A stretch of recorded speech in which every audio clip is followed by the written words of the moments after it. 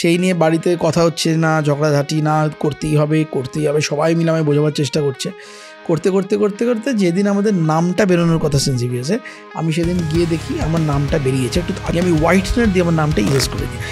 হ্যাঁ, কারণ আমার সোদার বাড়ির লোক যখন এসে ভেরিফাই করবে দেখবে তো আমার নামটা নেই। মোটামুটি জানি, বাট প্লিজ বলো।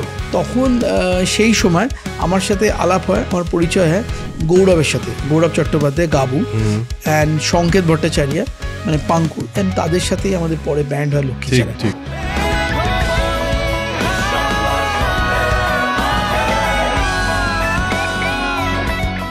ওই অ্যালবামে জীবন চাইছে আরো বেশি অ্যালবামটা খুব হিট হয়ে যায়। গানটা কোন গানটা? জীবন চাইছে আরো বেশি। জীবন চাইছে।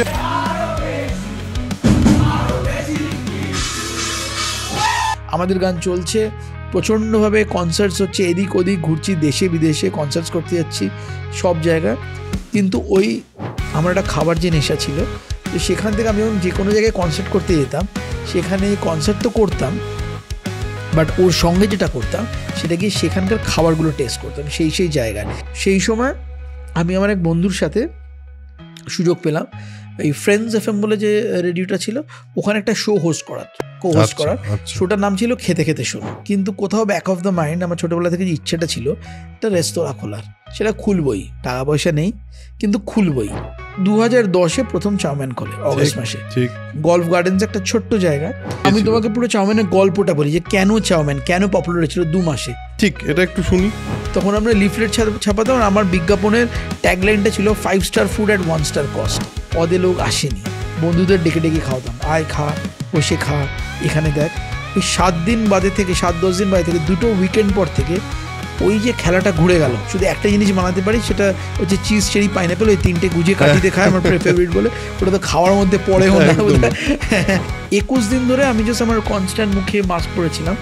প্রত্যেক দিন আমার এমপ্লয়ীদের দাবি ছিল, স্যার আপনি একটা ভিডিও করে পাঠান, আমরা দেখতে চাই যে আপনি আছেন। লোকে আমায় মানে কি বলবো, force me to stay out of Calcutta. So আমি ওদেরকে একটাই জিনিস বলছি, you can take me out of Calcutta but you cannot take Calcutta out of me. তো আমি কোনোদিন যাবো না কলকাতা ছেড়ে। সাকসেস বলতে বা সাফল্য বলতে দেবাদিত্য চৌধুরী কি বোঝে, তাহলে তুমি কি বলবে? এক কথায় বলি, হ্যাঁ, ফ্রিডম, স্বাধীনতা। Hello and welcome to soul connection podcast, welcome to another episode. আপনারা নিশ্চয়ই মোটামুটি বেশিরভাগ লোক কলকাতার চাইনিজ খেতে ভালো তো বাসেনি, এবং চাইনিজ যদি খেতে ভালোবাসেন তাহলে একবার না একবার চাউমিনের কোনো না কোনো ডিশ নিশ্চয়ই খেয়েছেন।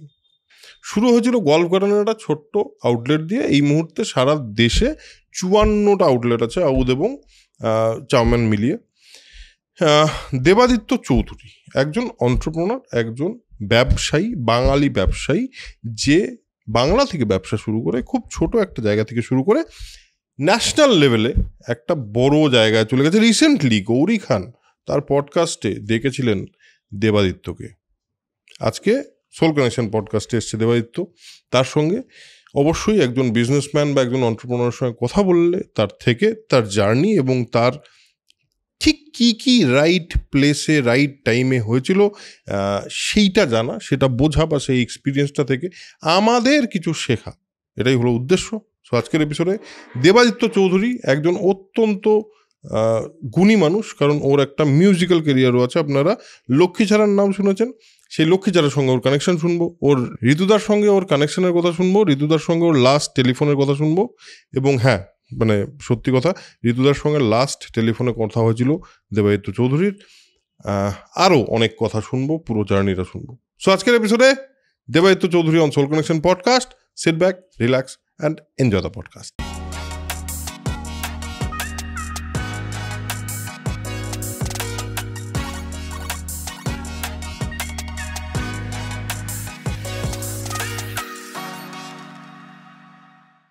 সো আজকে আমাদের সঙ্গে আছেন দেবাদিত্য চৌধুরী। নমস্কার।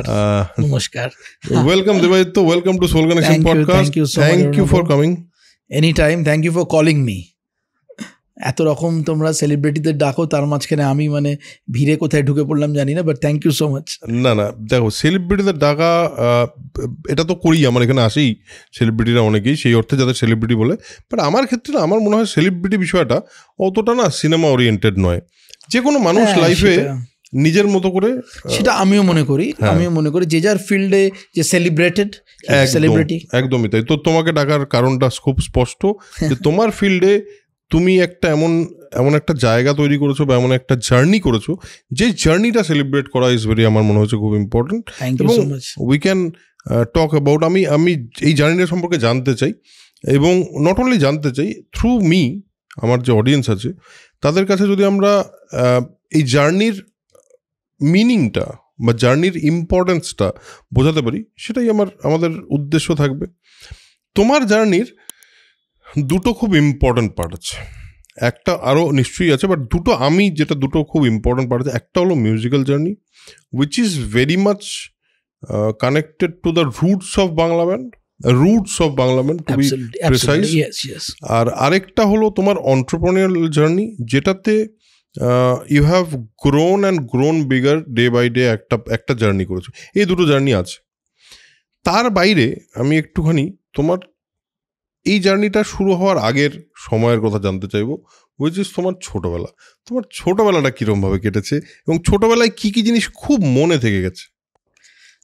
প্রথম কথা হচ্ছে আমার এই যে দুটো জার্নি বললে, মানে আমার মিউজিক্যাল ক্যারিয়ার অ্যান্ড আমার এন্টারপ্রেনিউরিয়াল ক্যারিয়ার, কারেক্ট, এই দুটোই মানে মোটামুটি একের সাথে একটা খুব জড়িয়ে। আর আমার ছোটবেলাটাও একটা খুব বড় কারণ এই জিনিসগুলো শুরু হওয়ার। তো যদি আমি ছোটবেলাতে যাই, আমি যেরকম সবাই বড় হয়েছি সেরকম একটি মিডল ক্লাস ফ্যামিলিতে বড় হয়েছি সাউথ ক্যালকাটায়। ছোটবেলা থেকে খেতে খুব ভালোবাসতাম প্রাইমারিলি, মানে সব কিছু তো বলা যাবে না, যেগুলো হাইলাইটস আমি বলছি। অ্যান্ড আমাদের বাড়িতে অন্য বাড়িতে যেরকম হয় সেরকমই আমার বাবা চাকরি করতেন বিদেশে, অ্যান্ড আমার মায়ের সারাদিনের কাজ ছিল হচ্ছে আমি আর আমার দাদা কি খাবো সেটা সকাল থেকে রাত্রির প্ল্যান করা, সপ্তাহের প্ল্যান করা, মাসের প্ল্যান করা, অ্যান্ড দ্যাটস ইট। তো খাওয়াটা আমাদের বাড়ির একটা খুব ইম্পর্টেন্ট ফ্যাক্টর ছিল। আমরা একটা জয়েন্ট ফ্যামিলিতে বড় হয়েছি, আমার জ্যাঠার ছেলেরাও ছিল 4 ভাই। সবচেয়ে মজার ব্যাপার অ্যান্ড ইন্টারেস্টিংলি যেখান থেকে আমার এই ব্যবসায় আসা, গান বাজনায় আসা সব কিছু জড়িয়ে আছে, এক একটা করে বলছি।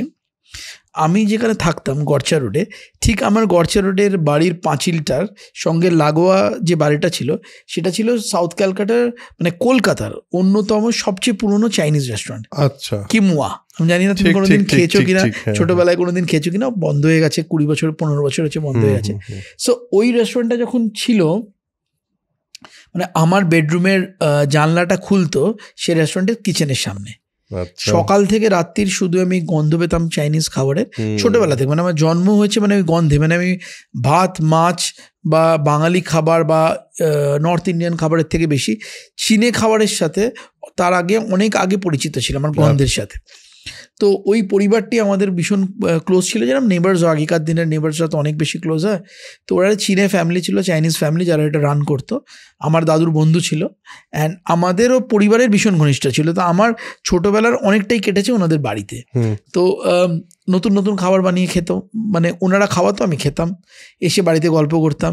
অ্যান্ড মানে এই চাইনিজ খাওয়ার প্রতি একটা ভালোবাসা, এটা গেল আমার খাওয়ার প্রতি ভালোবাসা।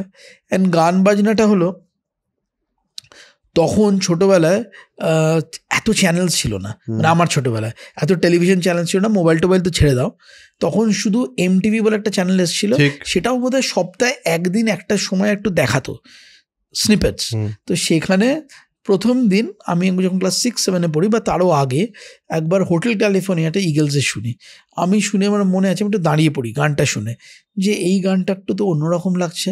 ইংরেজি গান ছোটোবেলায় শুনিনি বলবো না, কারণ আমার দাদা শিলাদিত্য, ও গান বাজনার সাথে ছিল, ড্রামস বাজাতো, ব্যান্ড ছিল। হোটেল ক্যালিফোর্নিয়াটা হচ্ছে আমার জীবনের প্রথম শোনা গান, যেটা আমাকে একটু কি বলবো, এই গান বাজনার প্রতি ভালোবাসার একটা কারণ, মানে ওয়েস্টার্ন মিউজিকের প্রতি ভালোবাসার একটা কারণ।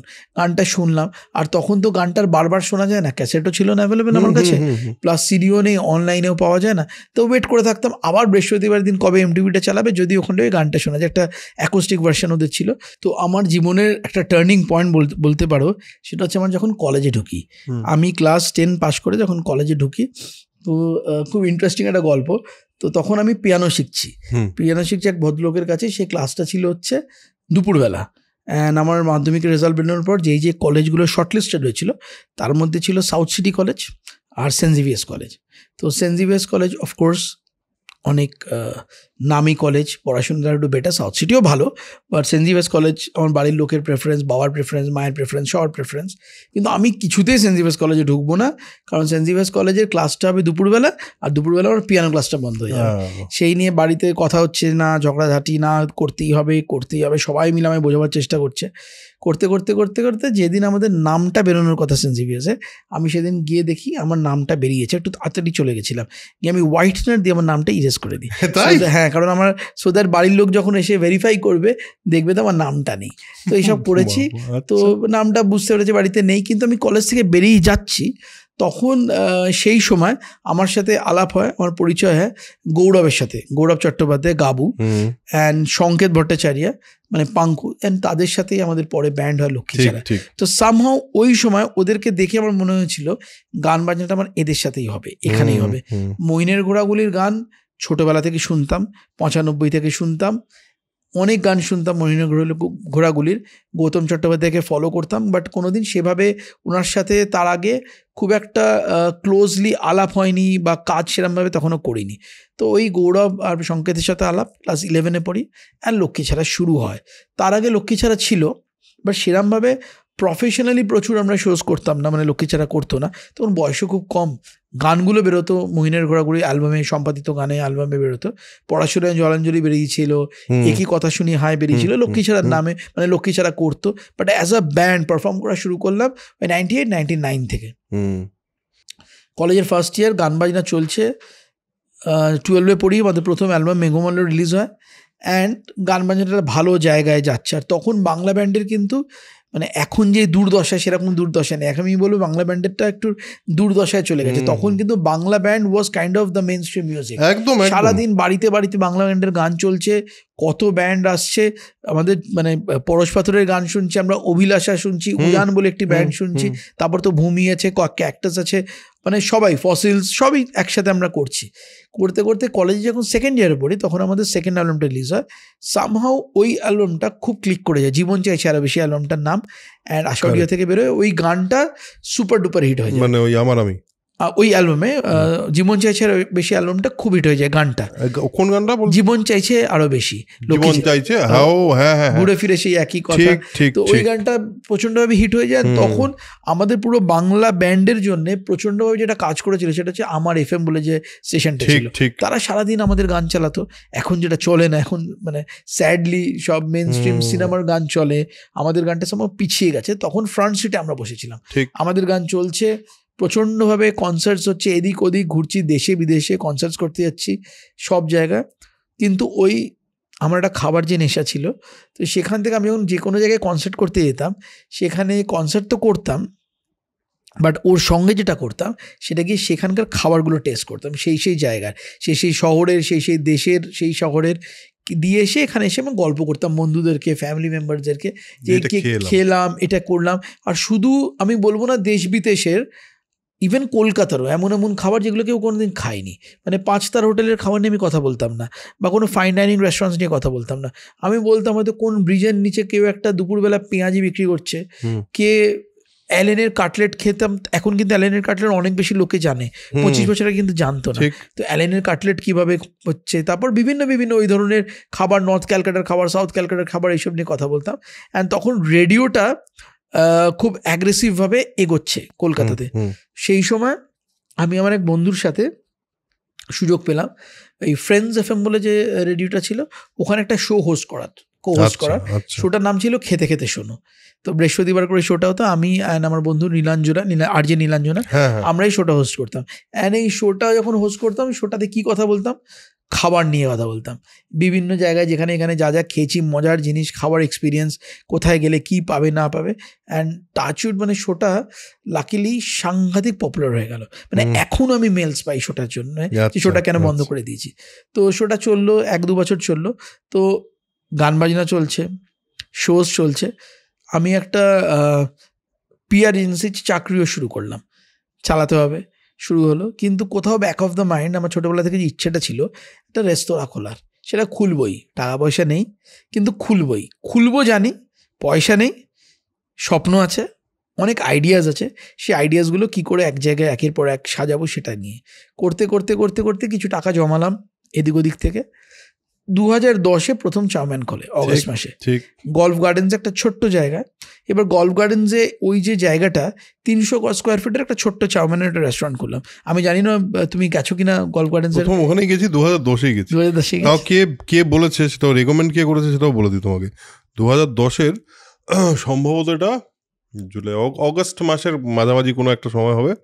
সেই সময় অপুদার সঙ্গে একটা শ্যুট করছিলাম।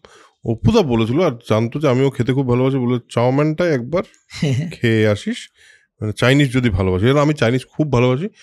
ওই 2010 উল্টো দিকেই থাকতো, মানে রাস্তার উল্টো দিকেই থাকতো অপুদা। তো মানে ওই 2010-এ প্রথম চাউম্যান খুলি ওইটুকু জায়গা। এবার ওটা খোলার পেছনে ব্যাপারটা হচ্ছে, এক তো কেউ জায়গা দিচ্ছে না, কারণ আমি প্রথম কথা সবাই মিউজিশিয়ানস, বাংলা ব্যান্ড, মানে বকাটে ছেলের দ্বারা কিচ্ছু হবে না, আমার জায়গাটা নিয়ে বসে থাকবে সবাই, যে কেউ জায়গা দিচ্ছে না। সেখানে আমার এক দাদা, আমার পরিচয় হলো, তার আগে পরিচয় ছিল না, প্রণব দা বলে, প্রণব চ্যাটার্জি, উনি আমাকে, মডিউল বলে ওনার কোম্পানি, উনি আমাকে জায়গা দিল। এবার যখন জায়গা দিতে হয় তখন সেখানে একটা, তখন তো সব জানতাম না, প্রথম জায়গা নিতে যাচ্ছি, সেখানে একটা সই করতে হয় গ্যারেন্টারের। তো আমার গ্যারেন্টার কে সই করবে? চোরের সাক্ষী মাতাল। সেখানে আমি নিয়ে গেলাম দেবুদাকে আমার সাথে, দেবজ্যোতি মিশ্র। দেবুদা হচ্ছে আমার জীবনের মানে পিলার, আজকের দিনেও জীবনের পিলার, ছোটবেলা থেকে ছিল। দেবুদার সাথে প্রচুর বছর কাজ করেছি আমি। সেটা তো আসবো, কিভাবে কাজ করেছো, কিভাবে দেবুদা, ঋতুদা, এদের সাথে যে কাজ করেছি। তো দেবুদা খেলাম, দেবুদা আমার সাথে যেতে হবে, তোমরা সই করতে হবে। বলে আমার সই কোথায় লাগবে বল? যেখানে লাগবে। চললো দেবুদা সই করতে, জানেও না দেবুদাকে কোথায় সই করতে হবে, নিয়ে আসছি। মানে আমার দেবুদার সম্পর্কটা এরকমই। আজকের দিনেও দেবুদা যদি আমাকে কাগজ পাঠা বলে সই করে পাঠা, আমি দেখবো না উপরে কি লেখা আছে। দেবুদার সাথে এরকমই সম্পর্ক অনেক বছর ধরে। মানে লোকে বলে বন্ধুত্বের জন্য একটা বয়স দরকার হয়। দেবুদা হয়তো আমার থেকে 20 বছরের বড়, কিন্তু Debuda is one of my very close and best friend. মানে দেবুদার সঙ্গে মানে এরমভাবে আমরা মিশি। 20 বছর, কারো অনেক বড়, 20 বছরের বেশি হয়তো দেবুদা আমার বয়স। তার মানে তোমার লাইফের দুটো জার্নিরই, একটা হলো তোমার ব্যান্ড, হ্যাঁ, এবং সেটার একটা জার্নি, এবং একটা হলো শুরু রেস্টুরেন্ট যার নাম চাউম্যান, সেটা শুরু। এবং আমার যতদূর মনে আছে চাউম্যান খুব ইমিডিয়েটলি পপুলার হওয়া শুরু করে 2 মাসের মধ্যে পপুলার হওয়া শুরু করে। সবাই বলা শুরু করে চাইনিজ খেতে গেলে চাউম্যান যেতে হবে। আমার মনে আছে আমি যেটা গিয়ে খেয়েছিলাম, তোমরা না একটা ডিমের চাদর দিতে, এগ র্যাপ রাইস, এবং তোমাদের যে স্পেশাল চাউমিনটা ওর মধ্যে একটা ওই আমি তোমাকে পুরো চাউমিনের গল্পটা বলি, যে কেন চাউমিন কেন পপুলার হয়েছিল 2 মাসে, কেউ চিন্তা শুনি। প্রথম হচ্ছিল, আমার তখন কোনো বিজ্ঞাপনের বাজেট ছিল না, আমার বিজ্ঞাপন যে করতে হয় সেটা জানতাম না, বিজ্ঞাপনের বাজেট ছিল না। তো যেটা আমার সাপোর্ট করলো প্রথম হচ্ছে খাবারটা। তো what was the philosophy behind chowmein? ঠিক, তো এত চাইনিজ রেস্টুরেন্ট ছিল তখন, প্লাস এত রেস্টুরেন্ট চারদিকে, চাইনিজ খেতে হলে লোকে পার্ক স্ট্রিটে যেত, নইলে প্রিডমিনেন্টলি ট্যাংরায় যেত। কলকাতার সাউথ ক্যালকাটায় কিছু কিছু রেস্টুরেন্ট আছে। গল্ফ ক্লাব রোডে চাউম্যান আসার আগে তুমি যদি একটু ফ্ল্যাশব্যাকে যাও, কোনো রেস্টুরেন্ট ছিল না। 2 কিলোমিটারের মধ্যে এরিয়াতে কোনো গল্ফ গ্রিনের ওখানে কোনো রেস্টুরেন্ট ছিল না, গল্ফ ক্লাবে কোনো রেস্টুরেন্ট ছিল না। So that was kind of a no man's land for a restaurant. তো আমাকে আর কেউ কিছু দিচ্ছে না, আমি ওখানটাই দিলাম উইথ দ্য কনভিকশন যে আমার খাবার খাওয়ার জন্য ওখানে আসবে লোকে। আমি এমন জায়গায় খুলবো না যেখানে পার্ক স্ট্রিট বা এমন কোনো জায়গায় যেখানে সবাই রেস্টুরেন্টে খেতে আসছে, বাট আমার খাবার জন্য লোকে ওখানে আসবে। That was the confidence that I had. তো অনেকে বলেছিল কী বলছি, ওখানে কেউ আসবে না, খুলি না, দেখি না। চাউমিনের গল্পটা ছিল, আমি একটা খুব ডিটেলে স্টাডি করেছিলাম যে এই যে মিডল ক্লাস শুধু কলকাতায় না, ভারতবর্ষে না, সারা পৃথিবীতে সবচেয়ে বেশি খাবার খায় পয়সা দিয়ে কিন্তু এই মিডল ক্লাস লোকেরা। যারা HNI বা যারা খুব বড় লোক বা আপার মিডল ক্লাস বলবো না, খুব বড় লোকেরা কি হতো, তারা টাকা থাকলেও খাবার খেত না, ভাবতো যে খেলে আমি মোটা হয়ে যাব, শরীরের বেশি মানে সচেতন। মিডল ক্লাস লোকেরা সবচেয়ে বেশি খাবার খেত, কিন্তু তাদের একটা প্রবলেম ছিল, তাদের কাছে টাকা থাকলেও তারা 5-তারা হোটেলে যেত না বা কোনো ফাইন ডাইনিং রেস্টুরেন্টে যেত না, কারণ ভয় পেত। আবার কি জামা কাপড় পরে যেতে হবে, কীভাবে বসবো, কীভাবে কাঁটা চামচ ধরবো, কে আমায় জাজ করবে। তো chow mein was answer to all that. আমি নিয়ে এলাম ছোট ছোট ফাইন ডাইনিং আউটলেট গলিতে। ফাইন ডাইনিংয়ের মজাটা কি দেওয়ার জন্যে প্রত্যেকটা আউটলেট, আমি জানি না তুমি মনে আছে কিনা, গল্ফ গ্রিনের আউটলেটটা ছোট্ট রেস্টুরেন্ট কিন্তু টোটালি একটা fine dining ambience. Furnitures, crockeries, cutleries, food, দেওয়ালের design, interior, everything was at par with any 5-star or fine dining restaurant. Food quality better or equal to any 5-star restaurant. যত সব 5-star restaurant ছিল তাদের যারা vendor ছিল তাদের থেকে আমি মান নিতাম। Super quality food, very innovative sauces. আর প্রথম দিন থেকে আমার মেনুতে 400 আইটেমস ছিল, যেরকম কোনো রেস্টুরেন্ট কলকাতাতে আজকে বোধহয় বিক্রি করে না। মানে রিসার্চ করে করে করে করে করে করে শুরু করেছিলাম। তো প্রথম যখন খুললাম, মানে অদ্ভুতভাবে একটু কিছুটা আমাকে আমার লাকও ফেভার করলো। প্রথম 2 মাসের মধ্যে চাউমিনটা একটা হিউজ সাকসেসে চলে গেল। ছোট জায়গা ছিল, একজন আরেকজনকে বলা শুরু করলো, আরেকজনকে বলা শুরু করলো। গলফ গ্রিনের বাইরে লাইন দিয়ে লোকেরা দাঁড়িয়ে খেত। আমি জানি না সেই দৃশ্য তুমি দেখেছো, এখনো লাইন দিয়ে দাঁড়িয়ে খায়, কিন্তু তখন শুরু হয়ে গেল 2 মাসের মধ্যে। বিজ্ঞাপনের ক্ষমতা দেওয়া ছিল না, কিন্তু আমার অনেক বন্ধুরা আমার প্রচুরভাবে সাপোর্ট করেছে। তার মধ্যে একজনের নাম আমাকে বলতেই হবে, যে চাউমিন কিনে প্রথম লিখেছিল, যেটা জিনিয়া সেন। সে এখন আমাদের শিবু, আমার বন্ধু শিবুর ওয়াইফ এখন। কিন্তু জিনিয়া তখন ক্যালকাটা টাইমসে লিখতো, তখন ও প্রথমে আমাকে নিয়ে একটা আর্টিকেল লেখে, রেস্টুরেন্টকে নিয়ে আর্টিকেল লেখে। অ্যান্ড সামহাউ ওই আর্টিকেলটা দেখে তারপর তো অনেকে লেখে, সামহাউ অনেকে অনেক কিছু করেছে, কিন্তু প্রথম জিনিয়াই লিখেছিল। অ্যান্ড লোক আসা শুরু করলো, করতে করতে একটা এমন জায়গা গেলো 3-4 মাস বাদে আমি আর পারছিলাম না। ইন দ্য সেন্স, আমি যা ভেবেছিলাম তার থেকে অনেক বেশি জায়গায় চলে গেছিলো 3-4 মাসের মধ্যে। তো আমি কি করলাম, ক্লাউড কিচেন বলে যে কিছু হয় জানতাম না, ক্লাউড কিচেন শব্দটাই জানতাম না। কিন্তু আমি একটা জায়গা ভাড়া নিলাম ঠিক আমার রেস্টুরেন্টের পাশে, সেখানে একটা কিচেন তৈরি করলাম। সেখান থেকে খাবারগুলো তৈরি হতো ফর হোম ডেলিভারি। রেস্টুরেন্টের খাবার ওখান থেকে যেত, হোম ডেলিভারি ওখান থেকে যেত। So that was the first cloud kitchen, one of the first cloud kitchens of the country which I opened. And আমার ওখানে একটা নাম্বার থাকতো যেটাতে ফোন করে ডিরেক্টলি, কোনো অ্যাপ ট্যাপ কিছু না। তখন অ্যাপ কোথায়, আমি জানি এই ব্যাপারটা, কারণ আমিও করেছি। তখন আমরা লিফলেট ছাপাতাম, আর আমার বিজ্ঞাপনের ট্যাগলাইনটা ছিল 5-star food at 1-star cost চাউমিনের। অ্যান্ড ওই খাবারগুলো মানে লিফলেটটা দিতাম, লোকেরা ফোন করতো ভেবে যে রেস্টুরেন্ট থেকে খাবারটা যাচ্ছে, কিন্তু খাবারটা যেতে হচ্ছে ওই কিচেন থেকে। সেম খাবার, 2টো শেফ রাখলাম যে ভাগাভাগি করে খাবারটা নিল। সেই সময় এরম অ্যাপও ছিল না, এত কিছু এগ্রিগেটার্সও নেই, এত টেকনোলজিও নেই। সেই সময় আমার সাথে আলাপ হলো একজনের, একটা ব্যক্তির, খুব ইন্টারেস্টিংলি, দীপেন্দর গোয়েল, যে এখন জোম্যাটোর is a founder of Zomato. এবার দীপেন্দর প্রথমে তখন খুলেছে Zomato Bangalore 2009 I think Zomato started. তো কলকাতা এমনিতে একটু সব কিছুতে পিছিয়ে, তো জোম্যাটোর লোকেরা কলকাতায় এসে রেস্টুরেন্টদেরকে অনবোর্ড করার চেষ্টা করছিল, কিন্তু সাহস করে সেরকম কোনো রেস্টুরেন্ট অনবোর্ড হচ্ছিল না। আচ্ছা। তো chowmein perhaps was the first restaurant যে জোম্যাটোর সাথে কলকাতায় কাজ করা শুরু করে। And that time Zomato was not a ordering platform, it was just review platform. তুমি স্টার দেবে, 5 স্টার দেবে কি 4 স্টার দেবে, অ্যান্ড ছোটো ছোটো করে রিভিউ লিখবে, good food, bad food, what ever. And we came on board. And আজকে আফটার 15 ইয়ার্স, এবছর চাউমিনে 15 ইয়ার্স কমপ্লিট হবে। 15 ইয়ার্স বাপরে। আচ্ছা, হ্যাঁ তাই তো, 15 থেকে 25 দেখতে দেখতে কেটে গেল।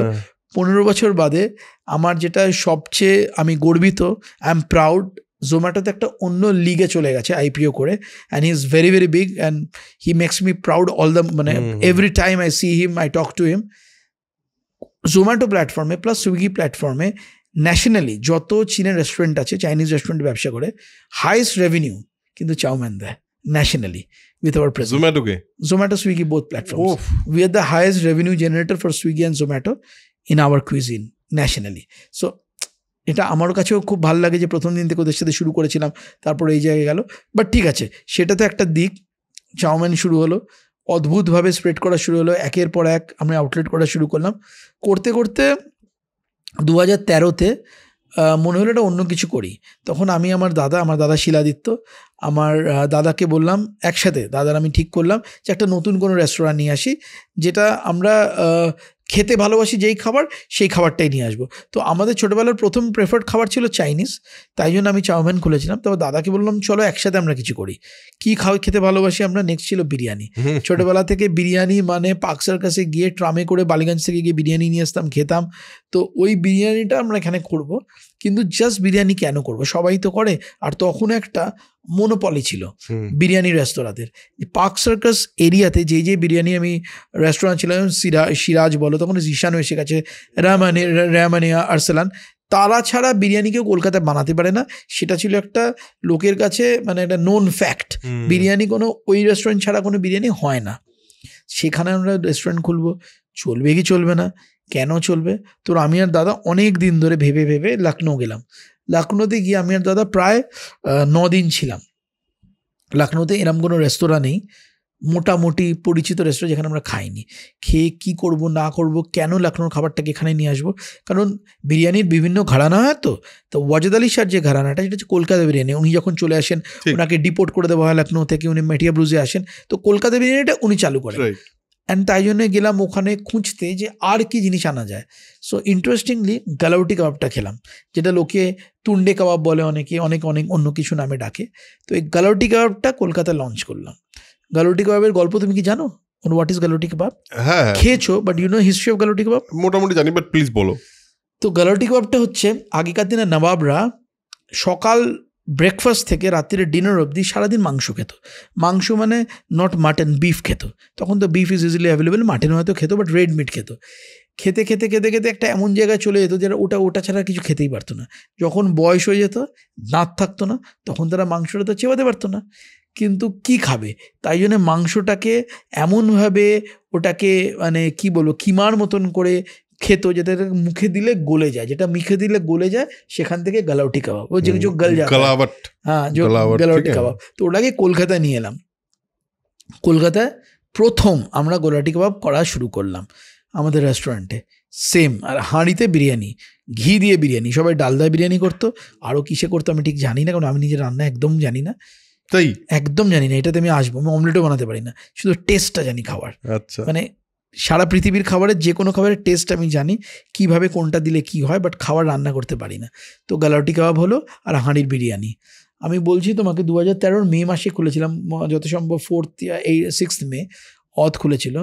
একটা অড লোকেশনে গিয়ে আমরা খুলেছিলাম, কারণ আমরা না সবসময় দেখেছি we never took the advantage of the location. আমরা এমন জায়গায় খুলেছি এখানে কোনো রেস্টুরেন্ট হতে পারে না, গল্ফ গার্ডেন্স রেস্টুরেন্ট আবার কি, ওখানে লোকে তো মানে গাড়ি নিয়ে সন্ধ্যাবেলা যেত না, যেখানে আমার রেস্টুরেন্টটা ছিল, তুমি গেছো তুমি জানো। আমরা খুললাম দেশপ্রিয় পার্কের উল্টো দিকে একটা গলির ভেতর, যেখানে দক্ষিণী গানের স্কুল আছে, কার্মেল জুনিয়র স্কুল, তার ঠিক উল্টো দিকে দেশপ্রিয় পার্কে খুললাম আমাদের প্রথম অদ। ট্রাস্ট মি, যাদেরকে প্রথম কয়েকদিন নিয়ে গেলাম সবাই শুধু ডিসকারেজ করে গেল লোকেশনে, এখানে কোনোদিন চলে, খাবার খুব ভালো কিন্তু এখানে কোনোদিন চলবে না, খাবার খুব ভালো কিন্তু এখানে চলে। এই শুনে আমরা ফ্রাস্ট্রেটেড হয়ে গেলাম। আমি আর দাদা বললাম যে কী চলবে না। প্রথম 7 দিন 10 দিন সত্যি চলেনি, অদে লোক আসেনি, বন্ধুদের ডেকে ডেকে খাওয়াতাম, আয় খা, বসে খা, এখানে দেখ। ওই 7 দিন বাদে থেকে 7-10 দিন বাদে থেকে 2টো উইকেন্ড পর থেকে ওই যে খেলাটা ঘুরে গেল। আমি জানি না তুমি বিশ্বাস করবে কিনা বলতে, মানে তখন একটাই রেস্টুরেন্ট ছিল ওদের, 2.5 ঘন্টা মিনিমাম ওয়েটিং টাইম ছিল ওদের খাওয়ার জন্যে, কিন্তু 2.5 ঘন্টা দাঁড়িয়ে ওদের খেলতো। সবাই এসে দেখতো যেটা কি খুলেছে, লোকে কি আসছে, what is galouti kebab, what is this handi biryani all about, what is this run biryani all about, run biryani হাঁড়িতে করে মানে ঘিয়ে দেওয়া বিরিয়ানি।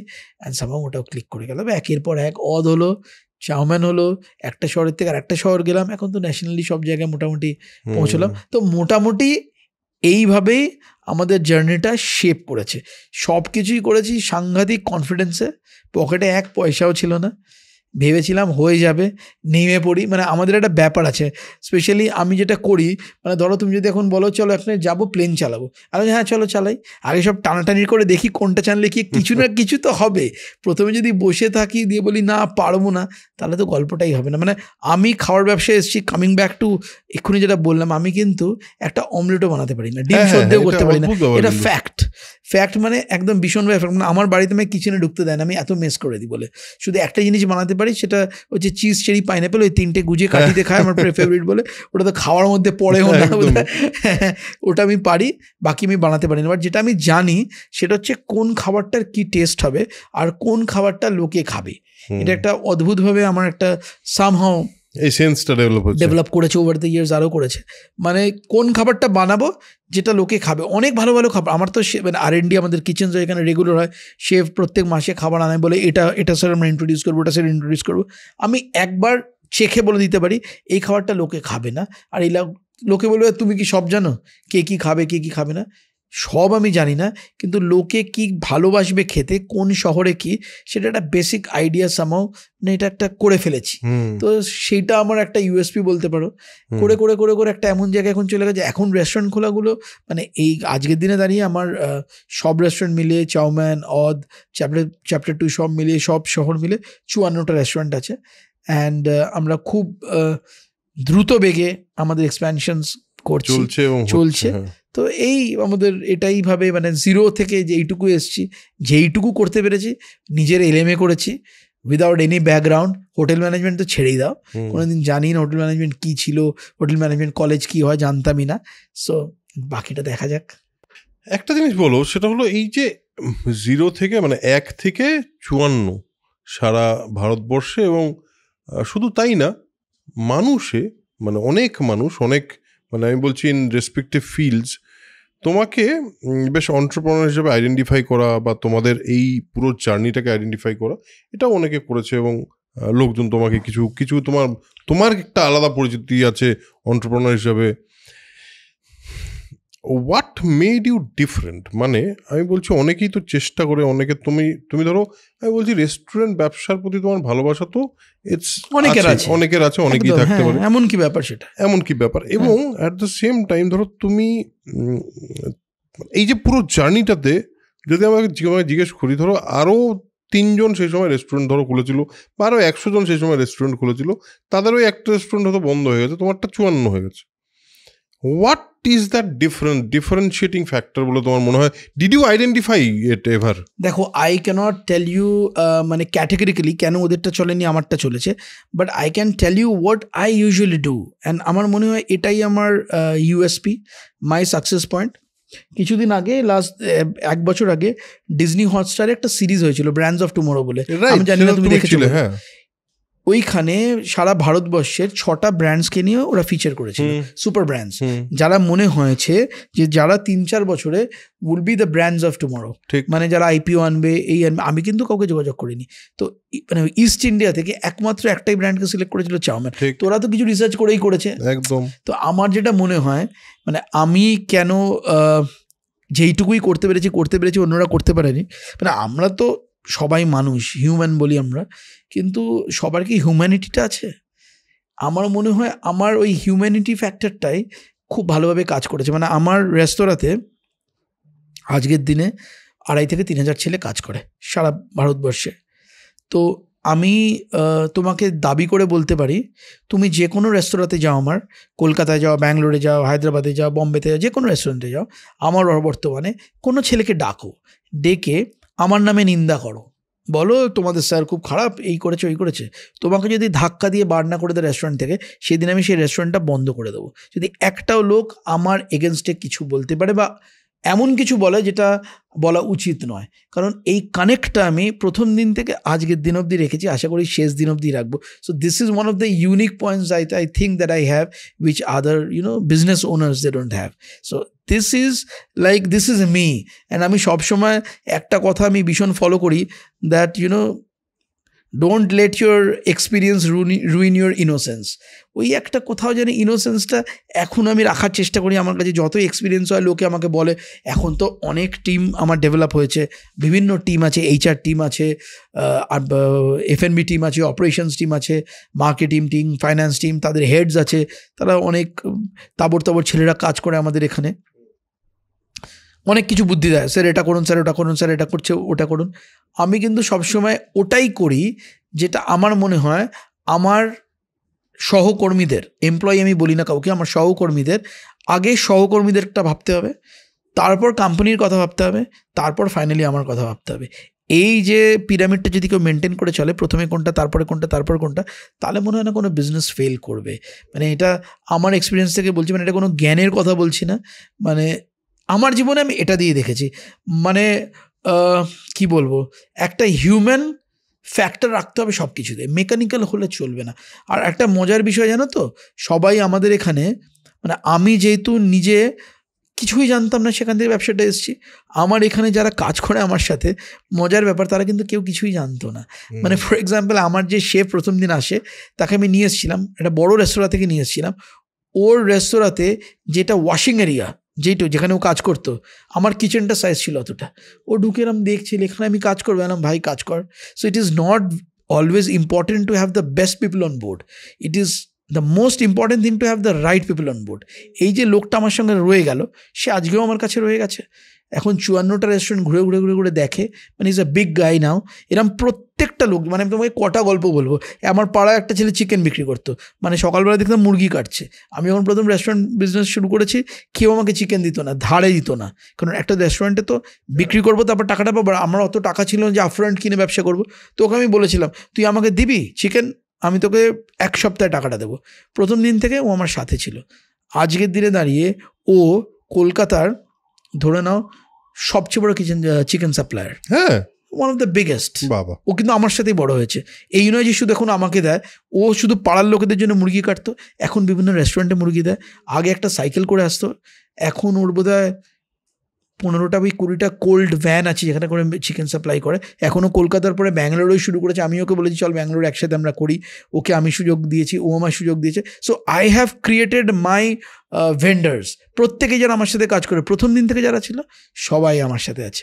আমি কাউকে ছাড়িনি, ওরাও আমার ছাড়েনি। মানে তোমায় আমি কী বলবো, মানে এগুলো আমি ইমোশনাল হয়ে যায় এইসব কথা বলার জন্যে। আমার এমপ্লয়িজরা আমাকে এতটাই ভালোবাসে, সেই ভালোবাসাটা হয়তো আমিও জানি না কতটা আমি জাস্টিস করতে পারবো। মানে আমার কোভিড হয়েছিল, আমার কোভিড হয়েছিল, সাংঘাতিকভাবে কোভিড হয়েছিল। 21 দিন I was on oxygen support and I was about to die.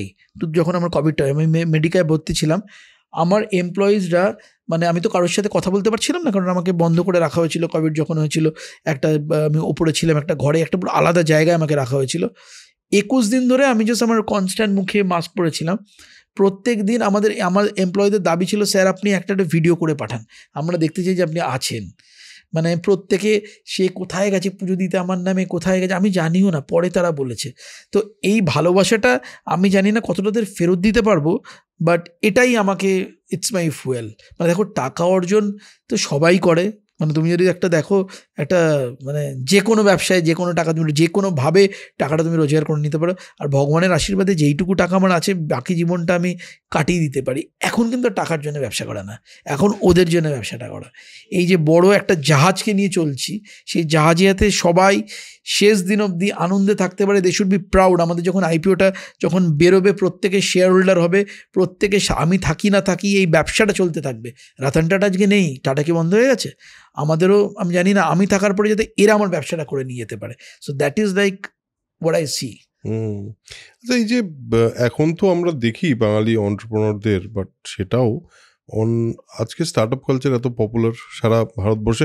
Shark tank আসার পর স্টার্টআপ কালচার আরো বেশি পপুলার হচ্ছে, খুব ভাবে লোকে নতুন কিছু ভাবতে সাহায্য করছে। বাট তুমি যখন ভাবছো 2010, সেটা আজ থেকে 15 বছর আগে, তখন তো বোধহয় এই শার্ক ট্যাঙ্ক ছিল না, স্টার্টআপ বলে কি ছিল কেউ জানে না, কোথা থেকে কি হবে কেউ জানে না। তুমি জাস্ট একটা রেস্টুরেন্ট খুলে তুমি ভেবেছো যে আমি একটা ব্যবসা করব, এবং সেটা মানে সেটা পরবর্তীতে বড় করবো, এরকমই প্ল্যান থেকে শুরু করা নিশ্চয়ই। এই যে মাইন্ডসেটটা যে বাঙালির দ্বারা ব্যবসা হয় না, এবং বাঙালি খুব একটা ব্যবসা নিয়ে তো আমাকে জিজ্ঞেসই করো না, কতবার যে অপমানিত, হেনস্থা, এটা কিরকম, মানে কি বলো তো একটু। এই হেনস্থাটা শুরু হয়েছে আরও বেশি কোভিডের পর থেকে, কারণ তার আগে আমি কলকাতাতে ব্যবসা করতাম। কলকাতায় বাঙালিদের ব্যবসা হয় না, তো সারা জীবন শুনে এসেছি। সব ফোরামে আমরা ঢুকতে পেতাম না, যে এই ফোরামগুলো dominated by so and so, dominated by এই কমিউনিটি, বাঙালিদের কোনো জায়গায় নেই। তারপর আমি কলকাতার বাইরে যখন ব্যবসা করা শুরু করলাম, গেলাম ব্যাঙ্গালোরে প্রথম। জায়গা বুঝতে, তুম লোক কাহা সে আয়ে? ক্যালকাটা সে? কলকাতা নেই, দম নেই ইয়ার, ছোড়ো বাদ মে দেখেঙ্গে, বাদ মে। জায়গায় দিত না। কতবার আমায় শুনতে হয়েছে যে তুমি কলকাতার ছেলে, বাঙালি, তোমার দ্বারা বস হবে না, ছেড়ে দাও, অন্য কিছু ট্রাই করো, দেখছি আমি পরে তোমায় জানাবো বলে আমাকে জায়গা দেয়নি। সেখানে দাঁড়িয়ে যে এত কটা শহরে ন্যাশনালি আমার ব্র্যান্ডকে নিয়ে যেতে পেরেছি, আর এখন তো মানে লোকে আমায় চায় আসার জন্যে, এটা মানে আমার কাছে যে কতটা মানে কি বলবো, proud I feel, not for me but for the community, I cannot tell you. এখন যেই ফোরামে আছি, প্রত্যেকটা ফোরামে নয় চেয়ারম্যান আমি, নয় প্রেসিডেন্ট আমি, আমায় ডেকে নিয়ে যায়। ন্যাশনাল ফোরামে আমার বাড়িতে তো, মানে আমি এগেন এটা পডকাস্ট হচ্ছে, লোককে শোনাবার জন্য বলছি, বিজ্ঞাপন করছি, একদম না। আমার বাড়িতে জায়গা নেই অ্যাওয়ার্ড রাখার। আমি মানে সব ন্যাশনাল অ্যাওয়ার্ড স্যার রাখবেন, ন্যাশনাল ইন দ্য সেন্স ফিল্মের ন্যাশনাল অ্যাওয়ার্ড না, ন্যাশনাল ফোরামের অ্যাওয়ার্ডস এত অ্যাওয়ার্ড, সার্টিফিকেট লাগাবার দেওয়ালে জায়গা নেই, লাগাই না। মানে আমি সেদিন দেখছি আমার পুরোনো একটা বাড়ির তলায়, খাটের তলায় শুধু অ্যাওয়ার্ড আর সার্টিফিকেট রাখা আছে। আমি বললাম এইগুলো এরম রাখা আছে কেন? আমি জিজ্ঞেস করলাম আমাদের কাজের ছেলেটাকে, বললো আপনি তো পাঠিয়ে দিয়েছেন দাদা, কোথায় লাগাবো জানি না। সো এইটা যে পেয়েছি আরও যে পেতে চলেছি এই জিনিসগুলো, এটা আমার কাছে একটা বড় প্রাপ্তি। মানে আমার কাছে অ্যাজ আ বাঙালি হয়ে একটা বড় প্রাপ্তি, বাঙালিদের জন্য কিছু করব। এটা কিন্তু মানে আমি আজকে, আমার কিন্তু কলকাতায় থাকার কথা নয়। মানে যখন ন্যাশনালি তুমি একটা জায়গায় যাও, তখন ন্যাশনাল এক্সপ্যানশনে তো আমি ধরো 2-3 বছরের মধ্যে আইপিও আসবে, চেষ্টা করছি আমরা, জানি না আসবে কিনা, চেষ্টা তো করছি। তো কলকাতা থেকে বসে আইপিও আনার থেকে অনেক বেশি ইজি হচ্ছে দিল্লি থেকে বসে আনার বা বম্বে থেকে বসে আনার। ইফ ইউর হেডকোয়ার্টার, বা তোমাকে যদি জিজ্ঞেস করে তুমি কোথাকার লোক, আমি বম্বের লোক, তাহলে তোমার কি বলবো ব্রাউনি পয়েন্টসগুলো একটু বেশি হবে। মানে ইউল get some brownie points if your there in Bangalore or in Bombay. তো আমি অনেকবার দেখেছি এটা ভেবে চিন্তে অনেক কিছু করে, মানে লোকে আমায় দে হ্যাভ মানে কি বলবো forced me to stay out of Calcutta. So আমি ওদেরকে একটাই জিনিস বলছি, you can take me out of Calcutta but you cannot take Calcutta out of me. তো আমি কোনোদিন যাবো না কলকাতা ছেড়ে। মানে এই মুহূর্তে তো নেক্সট কোনো প্ল্যান নেই। আইপিও আনবে এই শহর থেকে বসে, আমি এই শহর থেকে বসে এফএনবি কোম্পানি কেউ কোনোদিন আইপিও আনেনি। এনএচএস স্পেশালিটি গ্রুপ, অঞ্জনদা আমাদের গুরুদেব, আমার দাদার মানে ভীষণ ঘনিষ্ঠ দাদা অঞ্জনদার, ওনাকে প্রচুর ফলো করি, কিন্তু ওরা বম্বের বাঙালি। কলকাতায় বসে এই ব্যবসা থেকে কেউ আইপিও আনেনি, এই কলকাতাতেই বসে আইপিও আনাবো, এই শহরেই আনাবো যেখানে লোকে আড্ডা মেরে তাদের দিন কেটে যায়, লেট ব্যাক লোকে যাই বলুক, এই শহর থেকেই করবো, বাঙালিদেরকেই নিয়ে করবো। This is kind of a challenge for me. I don't no যে কবে করতে পারবো, কীভাবে হবে এটা নিজের কমিউনিটির জন্যে, নিজের শহরের জন্য, শুধু বাঙালি বলবো না, নিজের শহরের জন্যে অফকোর্স করা উচিত, সবার করা উচিত। নিজের ছোটো ছোটোভাবে যেইটুকু করতে পারে, মানে কেউ যদি কিছু না করতে পারে, নিজের পাড়ায় একটা গাছ লাগাক, ছোট্ট গাছের চারা, সেইটুকু অন্তত করা উচিত। সেটা করে করে সবাই যদি এই মানে এই চিন্তাধারায় চলে, এই থিঙ্কিং প্রসেসটা যে কিছু করবো, কি সবার জন্য কিছু করবো, দেখবে will be a fur more better state or a city. এই যে একটা মাইন্ডসেট, আমি বলছি মাইন্ডসেট বিষয়টা নিয়ে অনেক কথা হয় এখন, এবং প্রচুর মানুষ আছে যারা মোটিভেশনাল স্পিকার্স, তারা পজিটিভ মাইন্ডসেটের কথা বলে, তারা মোটিভেশনের কথা বলে। যারা বেশিরভাগ, তার মধ্যে কিছু মানুষ আছে যারা সাকসেসফুল না হয় মোটিভেশনের কথা বলে। হ্যাঁ, তারা শুধু মোটিভেশন দেওয়ার জন্য সাকসেসফুল। বাট আমার মনে হয় একজন সাকসেসফুল মানুষের জার্নি এবং তার কাছে সাকসেসের মানে কি, এটা দিয়ে বোধহয় মোটিভেশন বা ইন্সপিরেশন অনেক বেশি পাওয়া যায়। তোমার কাছে সাকসেসের মানেটা কি এই মুহূর্তে দাঁড়িয়ে, বা প্রথম তুমি যখন দেখেছো, বা হোয়াট মানে যদি পরিষ্কার প্রশ্ন করি, সাকসেস বলতে বা সাফল্য বলতে দেবাদিত্য চৌধুরী কি বোঝে, তাহলে তুমি কি বলবে? এক কথায় বলি, হ্যাঁ, ফ্রিডম, স্বাধীনতা। আজকে আমার এই স্বাধীনতাটা আছে, যেহেতু আমি যদি মনে করি যে আজকে তোমার এই পডকাস্টের শ্যুট থেকে বেরিয়ে আমি আর 10 দিন কোনো কাজ করব না, আমি গিয়ে কোনো একটা বিচে গিয়ে শুয়ে থাকবো, চলে যাব। আমি যদি মনে করি আজকে আমি আমার মেয়েকে নিয়ে বেড়াতে চলে যাব, মেয়ে বউকে নিয়ে আমি এখন কাজ করবো না 3 মাস, আমি চলে যাব। আমি লক্ষ্মী ছাড়ার অ্যালবামে 2 মাস ধরে কাজ করব, আমি চলে যাব। এই স্বাধীনতাটা মানে কেন আমি এতটা প্রাধান্য দিচ্ছি, আমাদের এই ব্যবসা, এফএনবি ব্যবসা, তুমিও জানো, যদিও তুমি এই ব্যবসায় নেই, কিন্তু তুমিও জানো, because you're a layman, but you know about the industry. কলকাতাতে যারা ব্যবসা করে বা ভারতবাসী যারা ব্যবসা করে, এদের ব্যবসার মেন টাইম হচ্ছে Durga Puja, Diwali, that is a season, যেখানে লোকে লাখ লাখ লোক লাইন দিয়ে দাঁড়িয়ে খায়। আমি প্রায় প্রত্যেকটা দুর্গাপুজোতেই 21 দিন হোক 20 দিনের জন্য আমি লক্ষ্মী ছেড়ে সে ট্যুর করতে চলে যাই, নয় ইউএস যাচ্ছি, না অন্য কোনো শহরে যাচ্ছি, ট্যুর করতে চলে যাই, থাকি না। লোকে বলে কি তোর ব্যবসা এই সময় এত লাফালাফি, তুই নেই, ফোন নেই? হ্যাঁ নেই। আমি বললাম না প্রথমে, you need the right kind of team members যারা এই ব্যবসাটা চালায়। ওরা চালাচ্ছে, রাত্রিবেলা দেখেনি কি সেল হলো, কোনো প্রবলেম হলো, একটা ফোন করলো, ব্যবসাটা তো ওরা চালায়। আমি ডে টু ডে ব্যবসায় একদম ইনভলভ নেই। আমার ব্যবসায় ইনভলভমেন্ট হচ্ছে এক্সপ্যানশন, ইনোভেশন, নতুনভাবে আমি কি করতে চেষ্টা করছি, আর বেসিক মেরুদণ্ডটা যাতে সবার সোজা থাকে আমার সাথে, সেটা দেখার। প্রত্যেকটা যাতে টিম মেম্বার, মানে যেরকম তুমি যদি পুলিশে চাকরি করো বা তুমি যদি ডিফেন্সে চাকরি করো, যখন ইউনিফর্মটা পরবে যেই সেন্স অফ প্রাইডটা আসে, চাউম্যান, অদ বা আমাদের রেস্টুরেন্টে ইউনিফর্মটা পরলে যাতে সেই সেন্স অফ প্রাইডটা আসে, সেটা আমার কাছে একটা বড় চ্যালেঞ্জ ওদেরকে দেওয়ার। অ্যান্ড ওরা বলেও আমার কাছে, যে মজা করে করে বলে, স্যার ছেলে স্কুলের অ্যাডমিশন করতে গেলাম, আমাকে সব কড়া কথা বলছিল প্রিন্সিপালটা, যখন দেখলো বাবা কী করে চাউমিনে কাজ করে, মুখটা অন্যরকম হয়ে বললো, আমিও তো চাউমিনে রেগুলার খাই আপনাদের ওই ব্রাঞ্চ থেকে।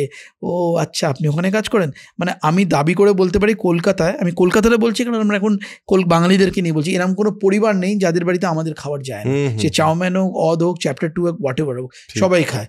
ব্যাঙ্গালোরেও তাই, দিল্লিতে আস্তে আস্তে হচ্ছে, হায়দ্রাবাদে হচ্ছে, বম্বেতে হচ্ছে, বাকি সিটিসগুলোতে হচ্ছে। বাট এইটা তো ওদের কাছে একটা প্রাপ্তি। আমায় বলে, সবাই মজা করে বলে যে স্যার আমরা যেখানেই যাই পুলিশ রাস্তায় ধরছে, আটকে দিচ্ছে, চাউমিনের ড্রেস পরে নেই, ফ্যামিলি নিয়ে বেরিয়েছে, সিগন্যাল ভায়োলেট করেছে, কী হলো লাইসেন্স দিন, দাদা একটু তাড়াতাড়ি আছে, বলো না দিন না, কী করেন? চাউমিনে কাজ করে। চাউমিনে নাম্বারটা দিয়ে জানো, আমি অর্ডার করবো কিন্তু।